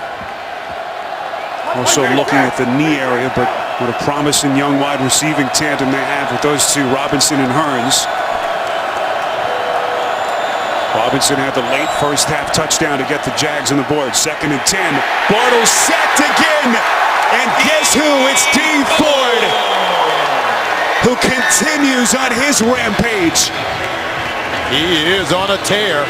3.5 sacks last week, and he's going to come here against the right tackle, Jeremy Parnell. Look at the speed. Slap the hands down, turn the corner, and Bortles doesn't have a shot. It's the second sack on the day by D. Ford. Nearly had a third when Bortles was able to dump it off and just get rid of it. Tough day. 3rd and 17. Yeldon just trying to pick up some positive yardage. Needed the 36. Football comes loose. No signal yet. That ball's out. And guess what? I think I saw red jerseys on it. Very close to the first down marker, but it's Kansas City football. 3rd Jacksonville turnover. Fumble recovered by Steven Nelson. Steven Nelson with the recovery. And just when Jacksonville was starting to show some signs offensively, Yeldon puts it on the ground. And Nathaniel Hackett designs a great play on 3rd down. This is going to be a first down. He's beyond the first down marker, but he's hit by Phillip Gaines. He fumbles. And look at all those red jerseys. This is what the Chiefs do. Look, watch Gaines right there. Pokes it out. Ball's on the ground. Recovered by the Chiefs. Smart heads-up play. Very opportunistic, but that's because they swarm defensively, getting all 11 defenders to the ball, and good things happen when you hit, hustle, and hurry. 3 turnovers by Jacksonville. That's the second that the Chiefs defense has forced. One was a special teams turnover. So the Chiefs now, Solomon, have forced multiple turnovers in 6 of their last 7 games. Incredible. That's how you play winning defense, and that's exactly how you help an offense that's missing the starting quarterback, that's missing your talented receiver in Jeremy Maclin. You're missing Jamal Charles, Spencer Ware. So many productive players on the offense are missing from the Chiefs today, but the defense is still doing what they always do. Force turnovers and put the offense on a short field. Look at that. There's the hit by Phillip Gaines. TJ Yeldon fumbles. Clock, 10 minutes, 15 seconds. 10:15 on the game clock, please. Gene left us in the dark there for a little bit, but apparently it was a clock issue. So they'll get that set to 10:15 here. So despite all the issues for Jacksonville, turnover problems, still only a 3-point game. And as Salman just pointed out, so many key participants unavailable for the Chiefs. That door continues to remain open for the visitors on 1st and 10. Charkandrick West making his first start of the season, 10th of his career. Has not been able to get his ground game going today. 8 carries, just 20 yards. So watch how they slam the door shut on this run game. They cannot run. Look at that. Nice play by Tyson Alu. Able to get in there. They're forcing this Chiefs offense to be one-dimensional. They have to throw the ball to manufacture any kind of yards. But given the fact that they got the ball in the short field after a turnover, they've got to get something out of it. And keep in mind, they're playing without Roy Miller, their anchor on the defensive line. Lost him to the torn Achilles. Odrick out today as West catches a little underneath pass over the middle. Inside the 35, brought down by Avery Jones. Odrick is scratched today with that foot and ankle injury. And speaking of injuries, the update on Jeremy Maclin. He will not return with that groin injury. So starting quarterback, top running back, and their number 1 wide receiver all unavailable. Critical third down play here. See if Foles can get something going. They've got to get matched up, the defenders.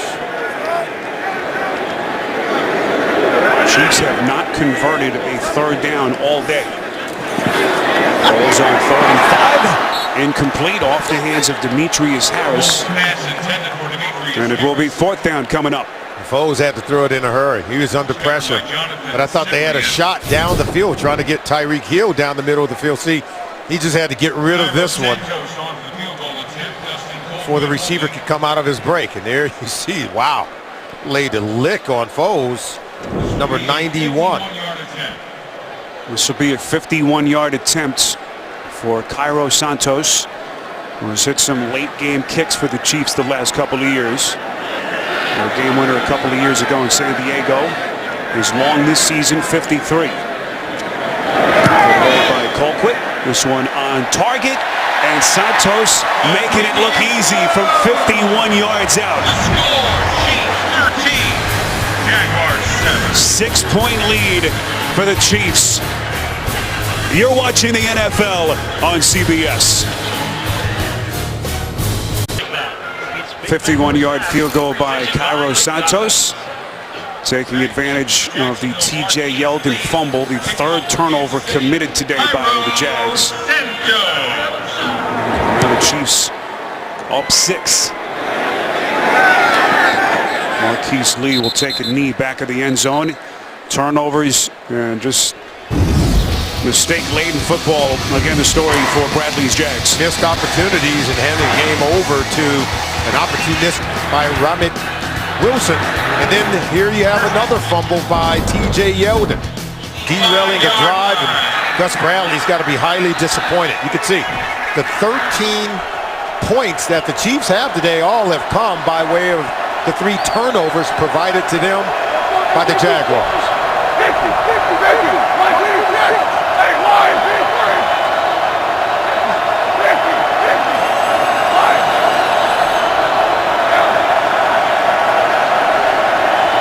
76,000 here at Arrowhead, and it has been noisy. Wobbly pass from Bortles, nearly picked again.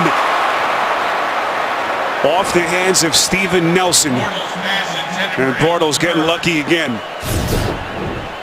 Now Bortles throws this ball late. You see right there. Now see, if in my mind, if you're the receiver, Hearns has got to work his way back to this ball. You know, we talk about 50-50 balls. Your quarterback is trusting that you're going to make a play on it. That ball was falling flat, but I thought Hearns could have cut underneath and made the catch. One play. This is Ivory. Approaching 100 yards as we go to New York. JB and Boomer. Giants with an 11-point pass. Hey guys, how about Eli Manning? 4 touchdown passes today. This one to Sterling Shepard, 32 yards. Giants take a 28-17 lead over the Eagles. This game is far from finished. It's been back and forth between these two teams all day long. 7:35 in the third. Back to Spiro and Solomon. How about those Giants? That offense appears to be waking up. Eli Manning getting hot.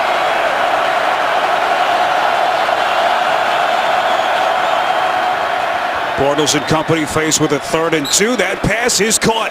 Robinson for the first down. Bortles pass complete to Allen Robinson. A pickup of 4. 5th catch for Robinson. He's got 47 yards. It's a nice catch. Watch the footwork. 1-2.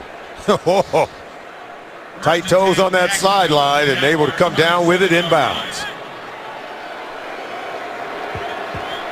Alan Hearns, by the way, is back on the field for Jacksonville after he was helped to the sideline just moments ago. 1st and 10 from their own 36. Bortles has time, delivers up the seam. Boy, had Robinson wide open, and Bortles can't believe it.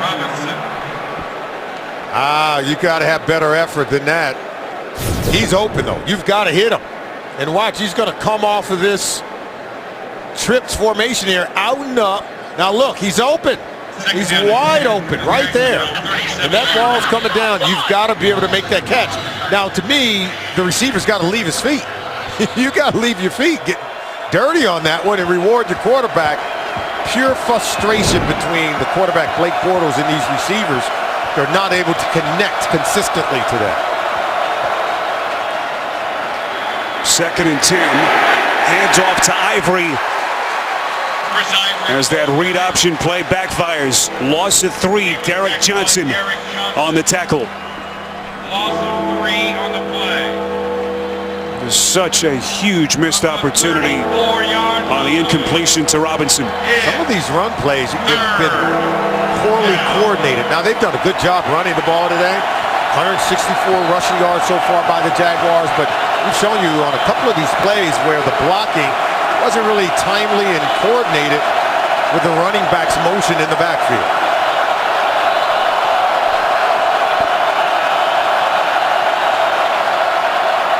Chiefs coming on 3rd and 13. Bortles flushed out. Jones giving chase. Nowhere to go but to throw it out of bounds. D. Ford and Chris Jones bearing down on Bortles. It was D. Ford who came out around the corner, forced Bortles to step up in the pocket. That's where Chris Jones, 95, he's able to come off the block and take care of Bortles to provide even more pressure and force them to throw it away. Boy, all the talk about D. Ford maybe not playing up to the expectations his first couple of years, Solomon. This kid looks like a star the last couple of weeks. 3 sacks last week, 2 today. Multiple flags flying behind the punter. This is Tyreek Hill. The little lightning bolt up the sideline all the way to the Jacksonville 40. The punter, Brad Norman, has to make the tackle. 37 yards on the return. And now we await the call from Gene Steratore. Prior to the kick, holding, kicking team, number 46. A 10-yard penalty will be added to the end of the run. The city, timeout.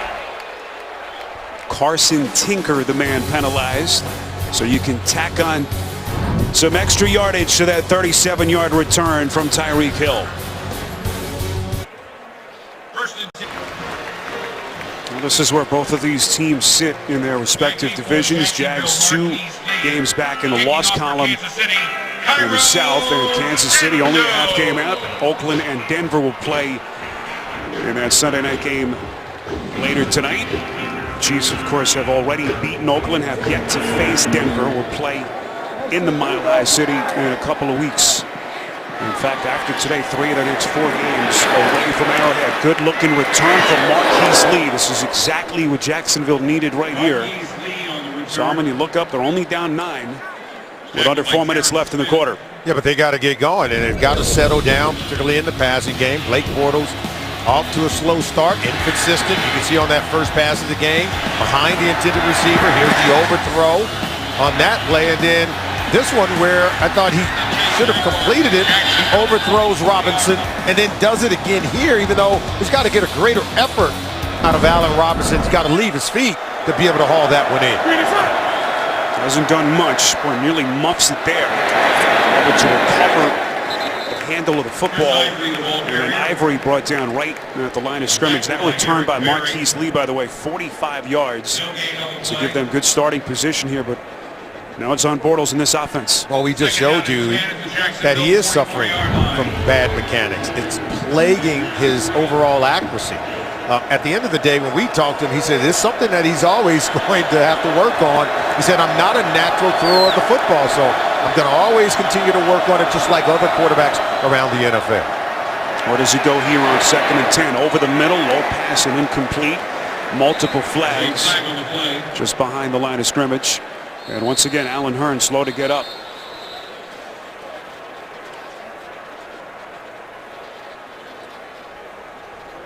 Holding. Offense, number 60. 10-yard penalty. Replay, 2nd down. It's A.J. Cann, the second-year man out of South Carolina, 3rd-round pick before last season. Just to get back to Bortles, we know that this has been a tumultuous week for him. His offensive coordinator, Greg Olson, fired last Saturday. And then the team encouraging Bortles to fly in his personal passing coach, what they did this week. Look at the footwork. Got to reload, then step into that throw. See, he doesn't move his feet. See, he didn't reload and reset to be able to use his core to drive that ball with accuracy. That's why it went right into the ground. The athleticism of a quarterback is the ability to reset your feet and uncoil with great effort and energy to complete that pass. It's one of the things he worked on this week. 2nd and 20. That pass is caught. Allen Robinson inside Chiefs territory, very close to another 1st down. It's a pickup of 19 from Bortles. Much better here. Watch this. Top of the drop, step and throw. Step right there and throw. And seeing that ball came out nice and easy and clean. Now watch the accuracy hitting the receiver in stride. But now it's about consistency at the quarterback position to be able to do it every single time. Even though there's chaos around you, you have to have quiet mobility in the pocket. Great pictures from our crew, and now a critical 3rd and 1 for the Jags. Bortles pass is caught. That's Mercedes Lewis for the 1st down catch. A pickup of a half dozen as they're able to get the 1st down. You know, for quarterbacks, throwing mechanics are equivalent to a golf swing in that it involves muscle memory and you have to have fine motor skills. So you have to be able to feel the motion. It takes time to develop it through repetitions. Now, over time, it can be perfected. It also takes time for it to erode and deteriorate. So it's going to take him time to be consistent in accuracy.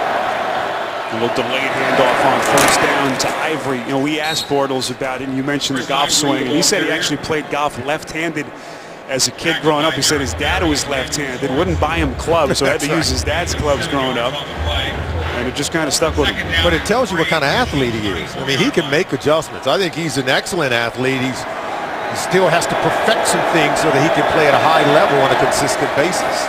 We'll try to quicken the pace here, and that Chiefs defensive front was not fooled. Jay Howard lead the charge for the Chiefs. It's a loss of 2. That's what we said. One of the second half adjustments for the Kansas City Chiefs. Fix that leaky run defense that allowed Chris Ivory to gash him in the first half. Well, Jay Howard, he was paying attention. He's able to knife in and make a play, slam the door shut on Chris Ivory in the run game.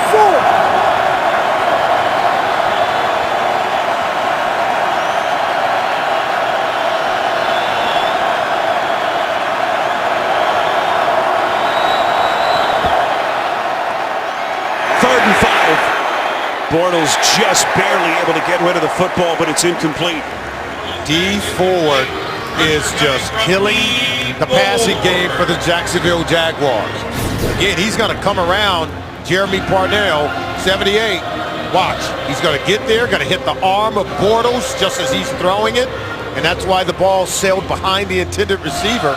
All starts with pressure from D Ford. Well, we know Justin Houston is nearing his return from that ACL tear, but he's going to come back and find a teammate in D Ford who is really hitting his stride in his 3rd season. Jason Myers on to attempt from 54, and he misses wide right. Kick is no good. And Gus Bradley just cannot catch a break. Myers, enough leg, but wide right.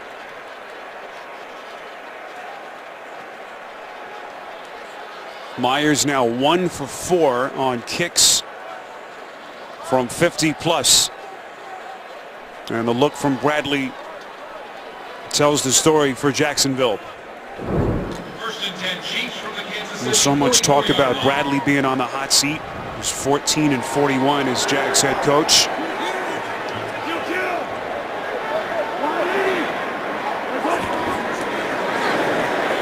First down, around play. It's Tyreek Hill. And they'll stop the clock with 23 seconds left in the third quarter. If you're the Kansas City Chiefs, you got to understand an opportunity to put this game away. Because what did Andy Reid tell us about Blake Bortles?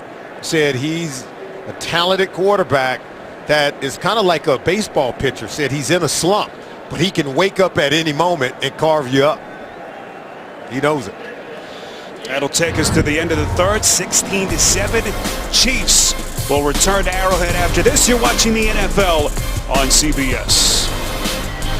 Jacksonville has played from behind so much and faced some monster deficits. We've had to make up some of that in the fourth quarter of games. Chiefs have been strong in the fourth as well as we begin the final 15 minutes. Arrowhead Stadium, Kansas City, Week 9. Spiro Dinasom and Wilcox Foles with a completion and streaking Albert Wilson on a slant. First down on the catch and run, a pickup of 16. Whenever they lose a starter at one position, like the Jeremy Maclin leaving the game in the first quarter, another player steps up, like Albert Wilson. Already has a 23-yard touchdown reception, and now on this catch, keeping the offense humming despite having some of their best players missing from today's game. Injury update on Allen Hurns, Jacksonville's number 2 receiver. He is being evaluated for a concussion. Foles play action, rolls out, completes to the tight end James O'Shaughnessy, who recovered that fumbled punt. Let's go to New York and an update with Boomer. All right, Spiro, how about the Baltimore Ravens landing on the Pittsburgh Steelers? Here comes Buck Allen. He's going to block the punt. Chris Moore is going to come up and pick it up. Return that block punt for a 14-yard return. 2-point conversion was good. Baltimore shutting out Pittsburgh right now, 21-0. Back to you, Spiro. Surprise score there. The Steelers, after they were lights out earlier in the season, then Roethlisberger going down in Miami a couple of weeks back. Quickly things change in the NFL. This is Charkandrick West trying to find the edge. Football came loose. Jacksonville says they have it. No signal yet from the officials. Rolling on the field now by contact. Third down, Kansas City. Malik Jackson, who signed that big free agent contract from Denver, was the man who fell on the football. No, they did already announce that he was down by contact, but they're still talking about it.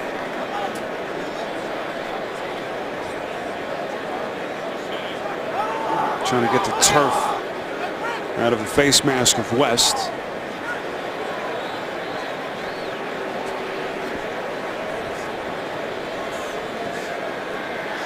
So Steratore trying to sort through the confusion. It'll be a third down play. Bradley looking up at the big video boards here in the stadium. And look, he puts the red flag in his back pocket. He had good evidence that, okay, it was not a fumble. Ball came out after West was down. Take a look.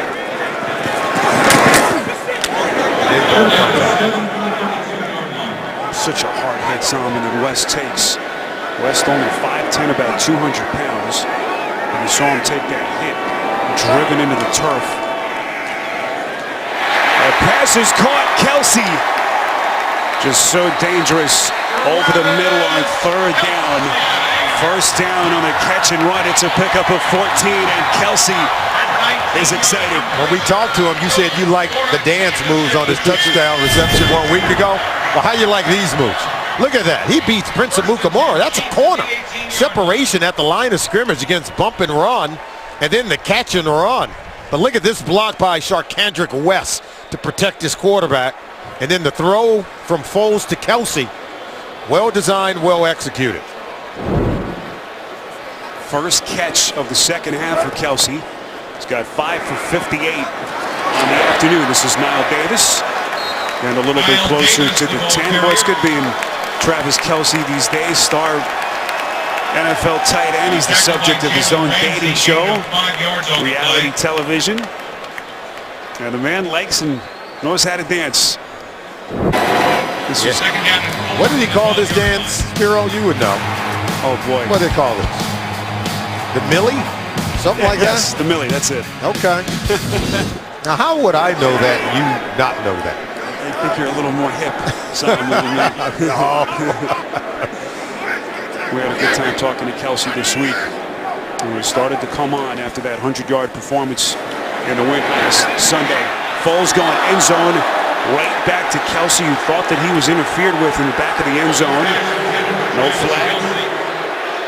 Amukamara, who missed on that interception early in the game, was there on the coverage. Kelsey saying that they turned him and hooked him away from the ball right there. That head around the neck. He was hit before the ball arrived. Now, the official may have said that ball was too high for Kelsey. Oh, Kelsey is hot. Now he's ejected from the game. He's out. There must have been some verbal confrontation. He was hot. In terms of whatever he said to the official is not warranted. And Andy Reid's not going to be happy with this. We saw the initial flag, and then he continued to jaw. So again, well, he threw his towel up at the official, and that's at right. that point, the official showed him the showers. This is the new. Look at Andy Reid's not happy with that behavior. It's unwarranted. If you're Travis Kelsey, and you got to set a better example, you got to keep your composure and come back and play on the next down. We saw Eric Berry come over. This is one of the new points of emphasis in the NFL. Players ejected after multiple unsportsmanlike penalties. Right. So he said something there, and then there's Multiple the fouls flag. on the offense. Both are unsportsmanlike conduct. So the initial flag and then the second, and that is an ejection. You know, such a talented player is Travis Kelsey. I mean, we marvel at his abilities. We said at the beginning, he's got a body like Gronk and hands like Beckham, but he's got to be able to play with greater composure. Can't hurt your football team, and he didn't get the flag. No, he didn't get the call. And it happened last week where he had a great catch. It felt like a great play was taken away from him, but 2 unsportsmanlike conduct penalties on one play, all because he didn't get a call that he thought he should have gotten, and now he's ejected from the game. So Kelsey ejected at the 11-13 mark. And this has been something that the league has cracked down on this season. Fans have been booing, but that squarely on the shoulders of Kelsey, and we can bet that the conversation will continue between Reid and his star tight end after this one is over. Well, it hurts the football team. They're already without Jeremy Maclin, and now Kelsey's out. They're without Jamal Charles and Spencer Ware also. Doesn't leave much for Andy Reid to go to.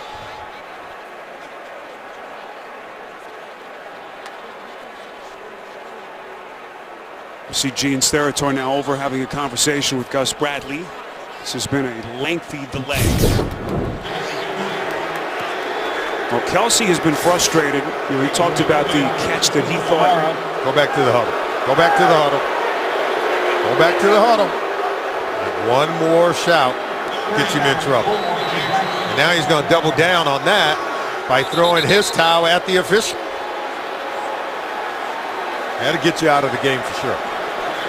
Jacksonville defenders enjoying it. So Kelsey talked about the frustration, that catch that he thought he made in Indy last week. There was just an incredible effort. Officials went against him. And that frustration reaches a boiling point as he is ejected here early in the fourth.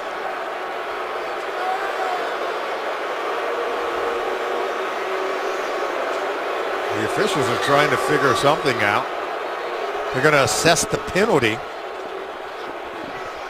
And this could take them out of field goal range. Now, there are 2 15-yard Yeah. penalties. So that perhaps what they're discussing here. That hurts Andy The Reid. 87 was directed at an official. That penalty will also be enforced.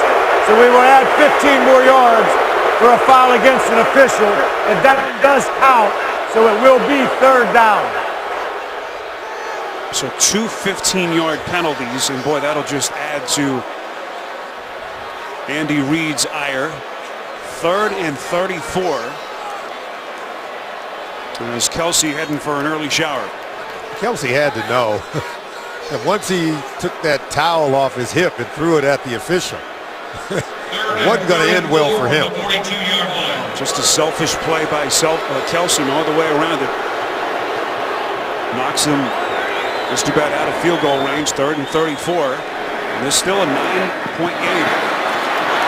Falls underneath to West, finding Day late inside the 20.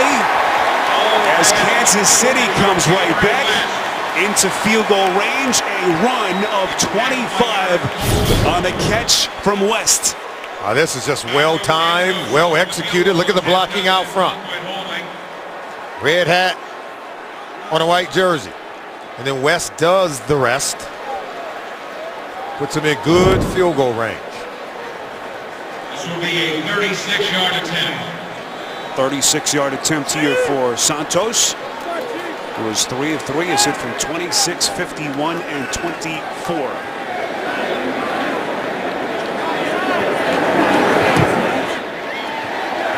On their lead. Now at a dozen. Early stages of the 4th on CBS.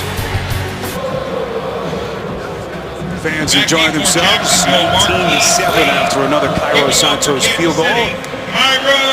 Chiefs beginning the day only a half game out of first place in the AFC West, and they will be watching that Oakland-Denver game later tonight very intently as the Raiders and Broncos play for first place in the AFC West. And this one is booted through the back of the end zone. Bortles and Jacksonville will have it from the 25 when we come back. First and 10 Jaguars from the Jags. See that guy dancing on the right? That's more like me dancing. No, I've seen you put on a couple of moves. You get a much higher grade. Jaguars down 19-7. Can Bortles in this offense get going here? Short pass to Yeldon.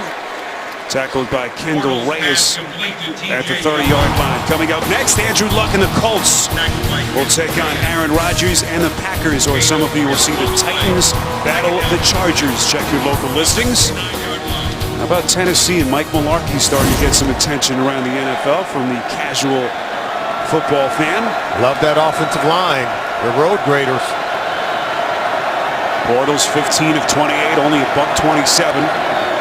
Slinging it here, and that pass is caught. That is Aurelius Ben making his first catch of the season. First down, a pickup of 16. And you got to go hurry up. No huddle.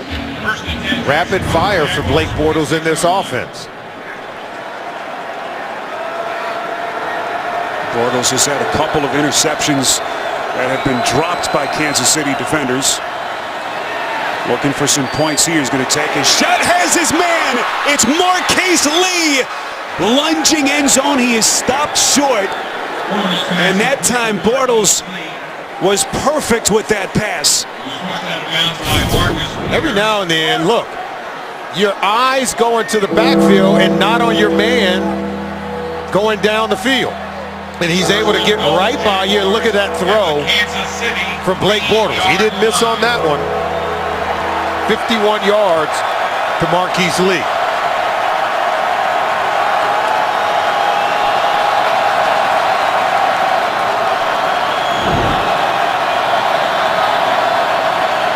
Got to go with Chris Ivory here. If you can spread out that defense and allow him to use his power to run it in. Longest play from scrimmage of the day. Ivory Trying to bust it in about a yard short. It'll be 2nd and goal with that clock now inside of 9 minutes. How good is Eric Berry, though? he's like a linebacker, hybrid safety, defensive back. Now they're going to look like he was going to come off, but he even stays in with the goal line defense. He plays with the big boys. Such a good tackler in that secondary.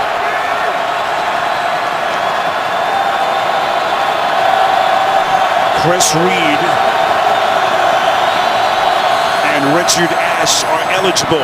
Ivory, football comes loose. Who's got it? Looked like a Chief. But did it come loose after he crossed the goal line? My goodness. I didn't see a signal, even though it looked like he had penetrated the end zone. Now the officials say it is recovered by the Chiefs and a touchback. Marcus Peters, the man who recovers the football. Wow. Unbelievable. Field is hard breaking play in possession of the running back. Recovered by Kansas City. It is ruled. That ball looked like it came out after he had well crossed the goal line here. I know they're going to go look at it, but no. The ball was out before it looked like he hit the ground, even though he had crossed the goal line. It has been ruled a fumble and recovered by the Chiefs. The Chiefs came in leading the league in takeaways down inside the red zone. They get another one here. Now the critical thing here is the call in the field, and that is a fumble and a recovery by the defense. So they will need conclusive video evidence to overturn. You saw 3 different angles of it. This may be our best look. The previous play is going to be reviewed. We'll review the previous play. Saw it from right there. It looked as though Ivory may have crossed the plane before it came loose. And this one is going to be awfully close. Huge call looming here in Kansas City. We're back at Arrowhead Stadium. Chris Ivory. Let's see if he fumbles the football, but let's take a look at it real time. Let's see if you can diagnose if this is a touchdown or a fumble. Ball comes out. Now that's what the officials saw in real time. But now we're going to slow it down for you. And to me, right here, Spiro, he's going to stick it out. And I think he penetrates the goal line right there. Look at that. That's a touchdown because he still has possession of the ball. And then he's already, look, he's crossed the goal line with possession. So that's a touchdown. But the official's clear on the other side. His view is blocked. They rule it a fumble and recovery by the Chiefs. So do they have clear, undisputable evidence that this is a touchdown? Let's see. After review, the ruling on the field stands. It is a fumble recovered by Kansas City. Touchback. 1st and 10, Kansas City on the 20-yard line. Now, we showed you some pictures, but we slowed it down. We stopped it at the most opportune moment that, to me, showed he had the ball as it had crossed the goal line. And Gus Bradley is fuming. He saw maybe some of the same pictures we just saw. Well, that one sings. Unbelievable. A 51-yard catch from Ben. They were right there, and this would have been a brand new game. But the fumble by Ivory, 4th turnover of the day. And you saw the red zone takeaways by this Andy Reid, Bob Sutton defense for the Chiefs. Back-breaking turnover. Charkandrick West breaking tackles, couple of cutback maneuvers. Working awfully hard to pick up only a couple. Tackled by Ngakoue, the 3rd-round pick out of Maryland. 3 fumbles, 1 Blake Bortles interception. Both running backs for Jacksonville put the ball on the ground. TJ Yeldon, now Chris Ivory. Brian Walters on a punt return earlier in the game, and all 3 turnovers, the previous 3 had led to points. It's got to be hugely disappointing for both of those running backs. Falls from the gun on 2nd and 8. Was thrown for a $187 to this point, thrown off his back foot some. And one thing we should point out during that replay, the officials and the replay booth people are not able to use the freeze frame. So we kind of stopped it. They're unable to do that. And so that factored into that call being upheld by the replay people upstairs. And when we looked at it and we kept rolling it back and forth, in the trucks, we said, hey, stop it there. And only then were we able to clearly see they cannot that he crossed the goal line before the ball came out. It was almost a bang-bang play when you look at it real time.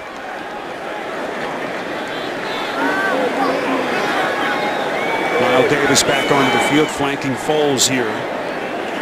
Davis back as a Chief. Just under 3 weeks after they shipped him off to Green Bay. Foles under pressure, and he is buried. First time they have gotten to Foles today.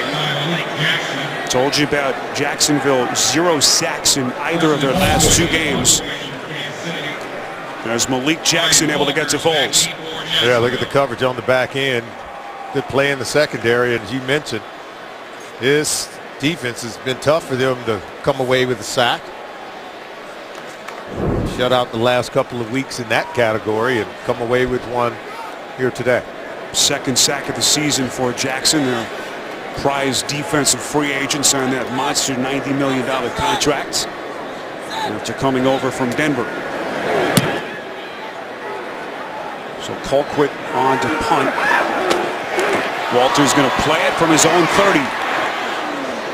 It's a tough return, just shy of the 40, 54 yards on the punt, 8 on the return. Chiefs up 12 on CBS. Chiefs looking for a 4th straight win, which would bump their record to 6-2. There's Alex Smith in the middle of that little meeting on the sideline, talking things over with Nick Foles. Foles has struggled a little bit, 20-32, but good enough to give the Chiefs a 12-point lead. Well, here are the players that they are missing at the moment. We talked about Alex Smith and Spencer Ware at the top. Charles, of course, on IR. Macklin going down today with the groin. Kelsey ejected. And it's basically an all-star team. It's a lot of production. Spencer Ware was one of the best in the league, averaging 117 yards from scrimmage each game.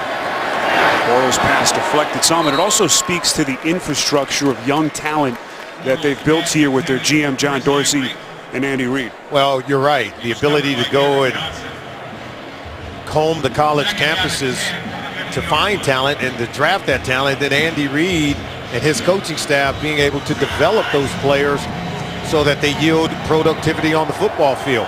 And their backups as well. A guy like Tyreek Hill, who's making plays in his rookie season, adding to that production.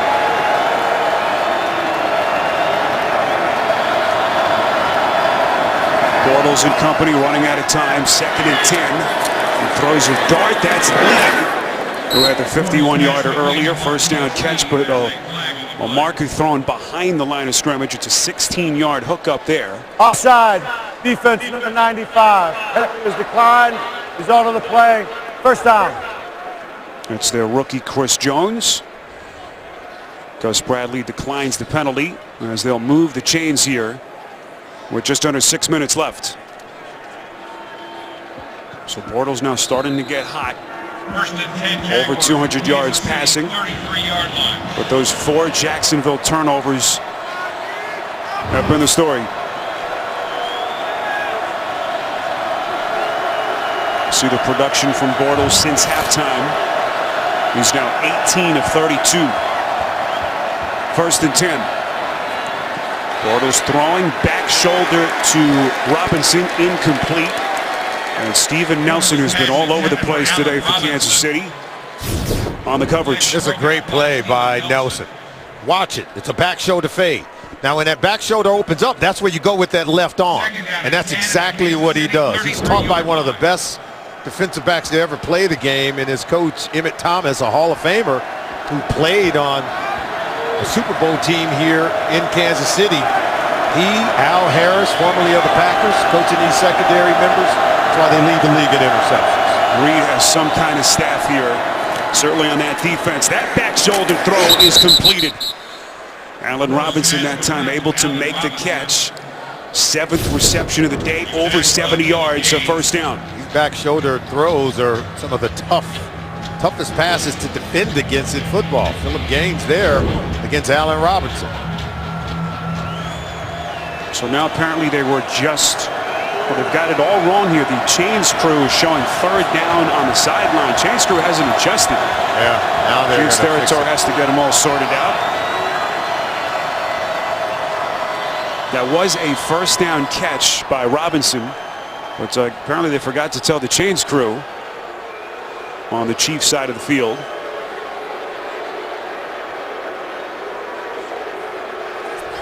Please reset the game clock to 5 minutes, 9 seconds. 09 on the game clock, please.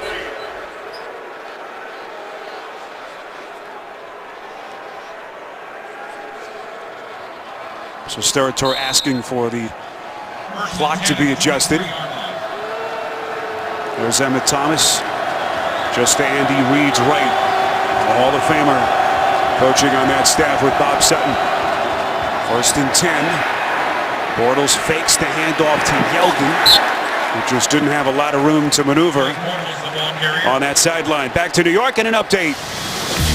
Fitzpatrick says, don't give up on me It's yet. a wild one down in Miami, JB. Ryan Fitzpatrick, that's Jalen Marshall right there, 18 yards. Jets take a 23-20 lead with 5:38 in the fourth quarter and counting. Back to Spiro. Well, how many wild games have those two teams played over the years? Here in Kansas City, under 5 minutes to play. Jags running out of clock. Yeldon inside the 15. That's a first down catch and run by the former second-round pick out of Alabama, a pickup of 11. You know, Nathaniel Hackett's doing a really good job. When you can't get the ball consistently to the receivers, and you can see there's Yeldon coming out on the screen. He's been factoring in the running backs, not just in the running game, but catching the ball coming out of the backfield. That one is well executed. 8th play of the drive. Bortles quick release, throwing end zone, incomplete. Lee trying to make what would have been an impossible one-handed catch. Philip Gaines on the coverage. There's Nathaniel Hackett, took over for Greg Olson as their offensive coordinator. Olson fired last Saturday. Hackett, I told you his dad was the O coordinator here for the Chiefs in the 90s. Actually graduated high school here in suburban Kansas City. Kind of a homecoming for young Nathaniel Hackett. What does he dial up here on 2nd and 10?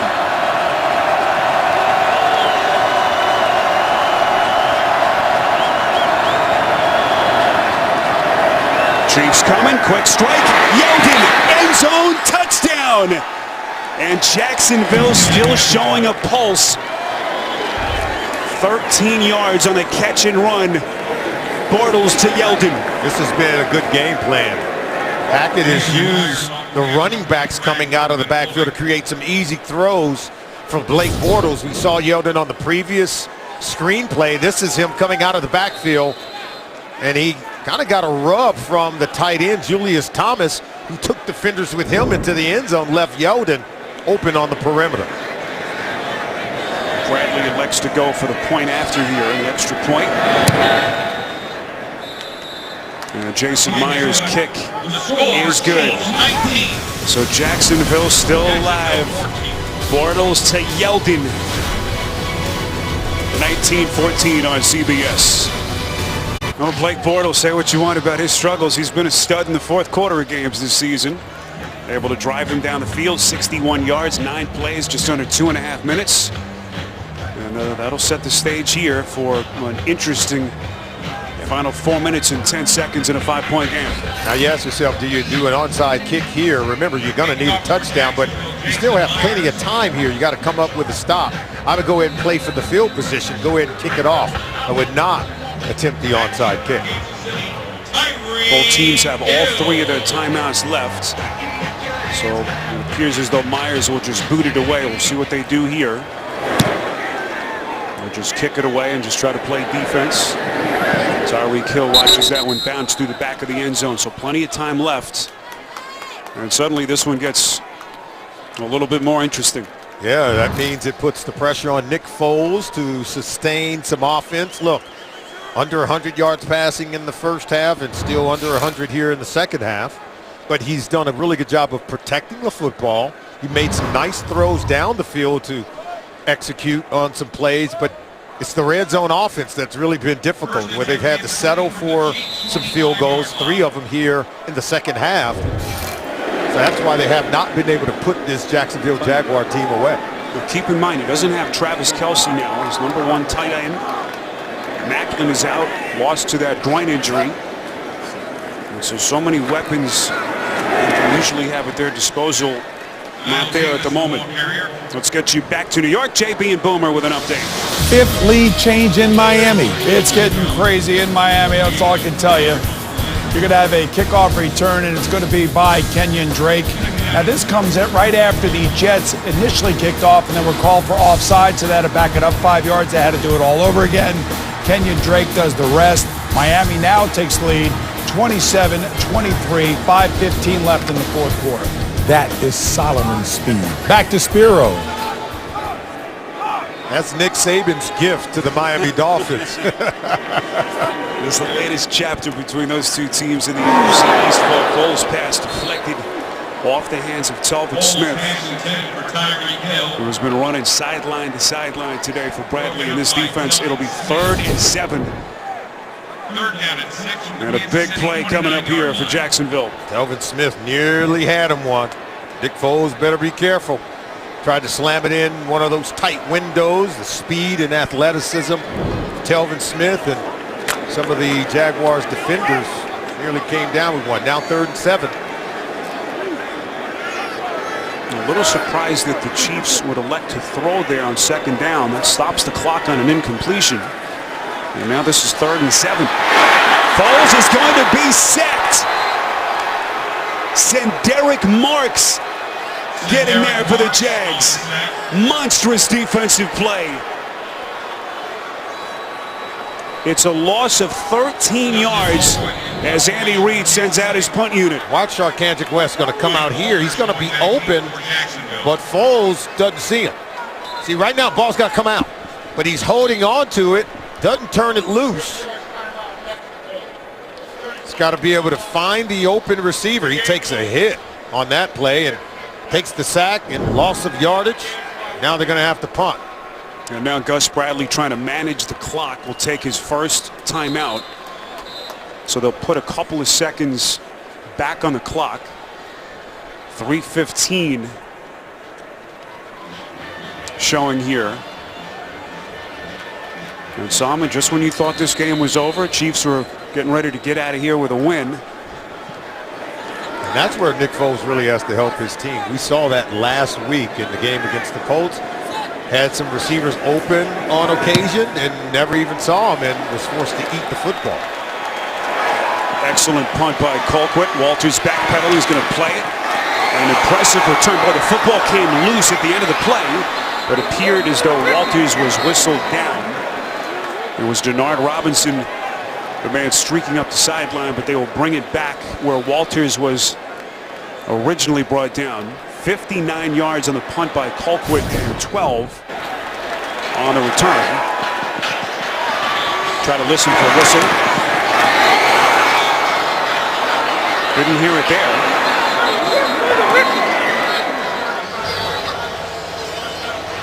Officials say down by contact. And so they will spot the football at the 35. And Zalman, here we go. Bortles has been hot, 243 yards, a couple of touchdowns. We'll see what Nathaniel Hackett has in store in his first game as their offensive coordinator. This is when Bortles has been at his best in the second half and in the fourth quarter of games. Watch the running backs checking down out of the backfield. Bortles has been getting the ball to him in the passing game.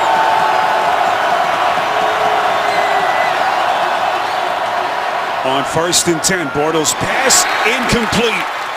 Off the hands of Lewis, who has had a couple of big first down catches. Eric Berry, their all-pro safety, was there.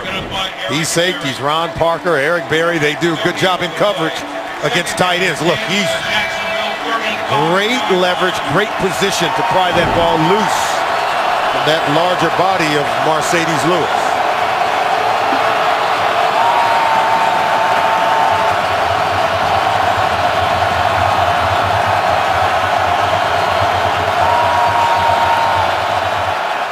D. Ford pinning his ears back. Bortles steps up. And a scramble for the first down, and a lot more. Bortles lit up at the end of that play. 27 yards on a first down run, and Bortles letting him hear about it. D. Ford was coming off that corner right here, but then look at the pocket presence of Bortles. He just gets out of there. He can sense and feel D. Ford stalking him from behind after taking that hit from Eric Berry. Told you Bortles was big, he was tough, showing good instincts on that play. First down pass underneath on a slant, Julius Thomas. And that'll set up a second and short. They pick up 9. What did we say about what Andy Reid had to say about Blake Bortles? That pitcher who's in a slump that could come out of it at any moment and carve you up. I think that's coming to fruition. All the criticism that Bortles has taken this season, trying to put his team on his back. Second and 1, Bortles pass incomplete. Intended for Lee, who was covered by Phillip Gaines. It is not easy throwing the ball on the perimeter against these cornerbacks of the Kansas City Chiefs. They are as good as they come. We know Marcus Peters lead the league in interceptions. Phillip Gaines is holding down his end, the nickel corner. Steven Nelson has already showed you he can cover. 6 superior game-winning drives in the fourth quarter overtime, looking for a 7th against this Chiefs secondary.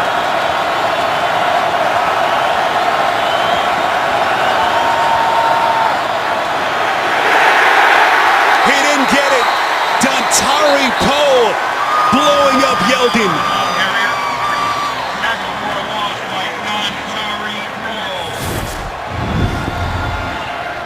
And now decision time for Bradley on a 4th and 2 when we come back. Well, all the criticism this week that Bortles has taken. Offensive coordinator fired. All the talk about his throwing mechanics. He could all erase that here with some late game magic, but it comes down to this.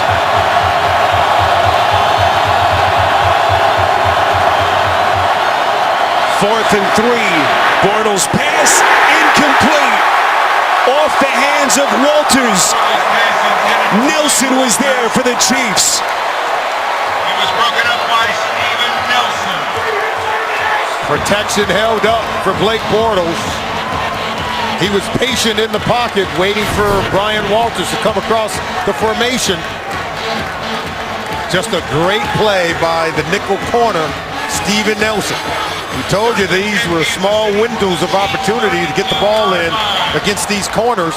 I would have preferred a better matchup, maybe one of the tight ends against these safeties. Either way, they cover really well in that Chiefs secondary. Pass appeared to be on target, but just an incredible play by Nelson, as Solomon points out. And all the pressure on Bradley's shoulders to get this thing turned around for Jacksonville. You saw the look from that Jags sideline. And Jacksonville will burn a timeout here with $1:50 to play. Still trying to manage the clock and get Bortles one more chance. Well, with NFL Mobile, stream live local Sunday afternoon primetime games and NFL Red Zone right on your mobile device. Learn more at NFL.com/mobile. So Jacksonville can stop the clock one more time.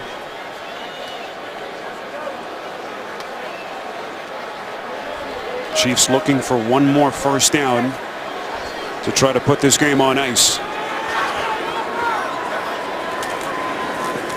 One play called on 2nd and 9. West is going to run for it.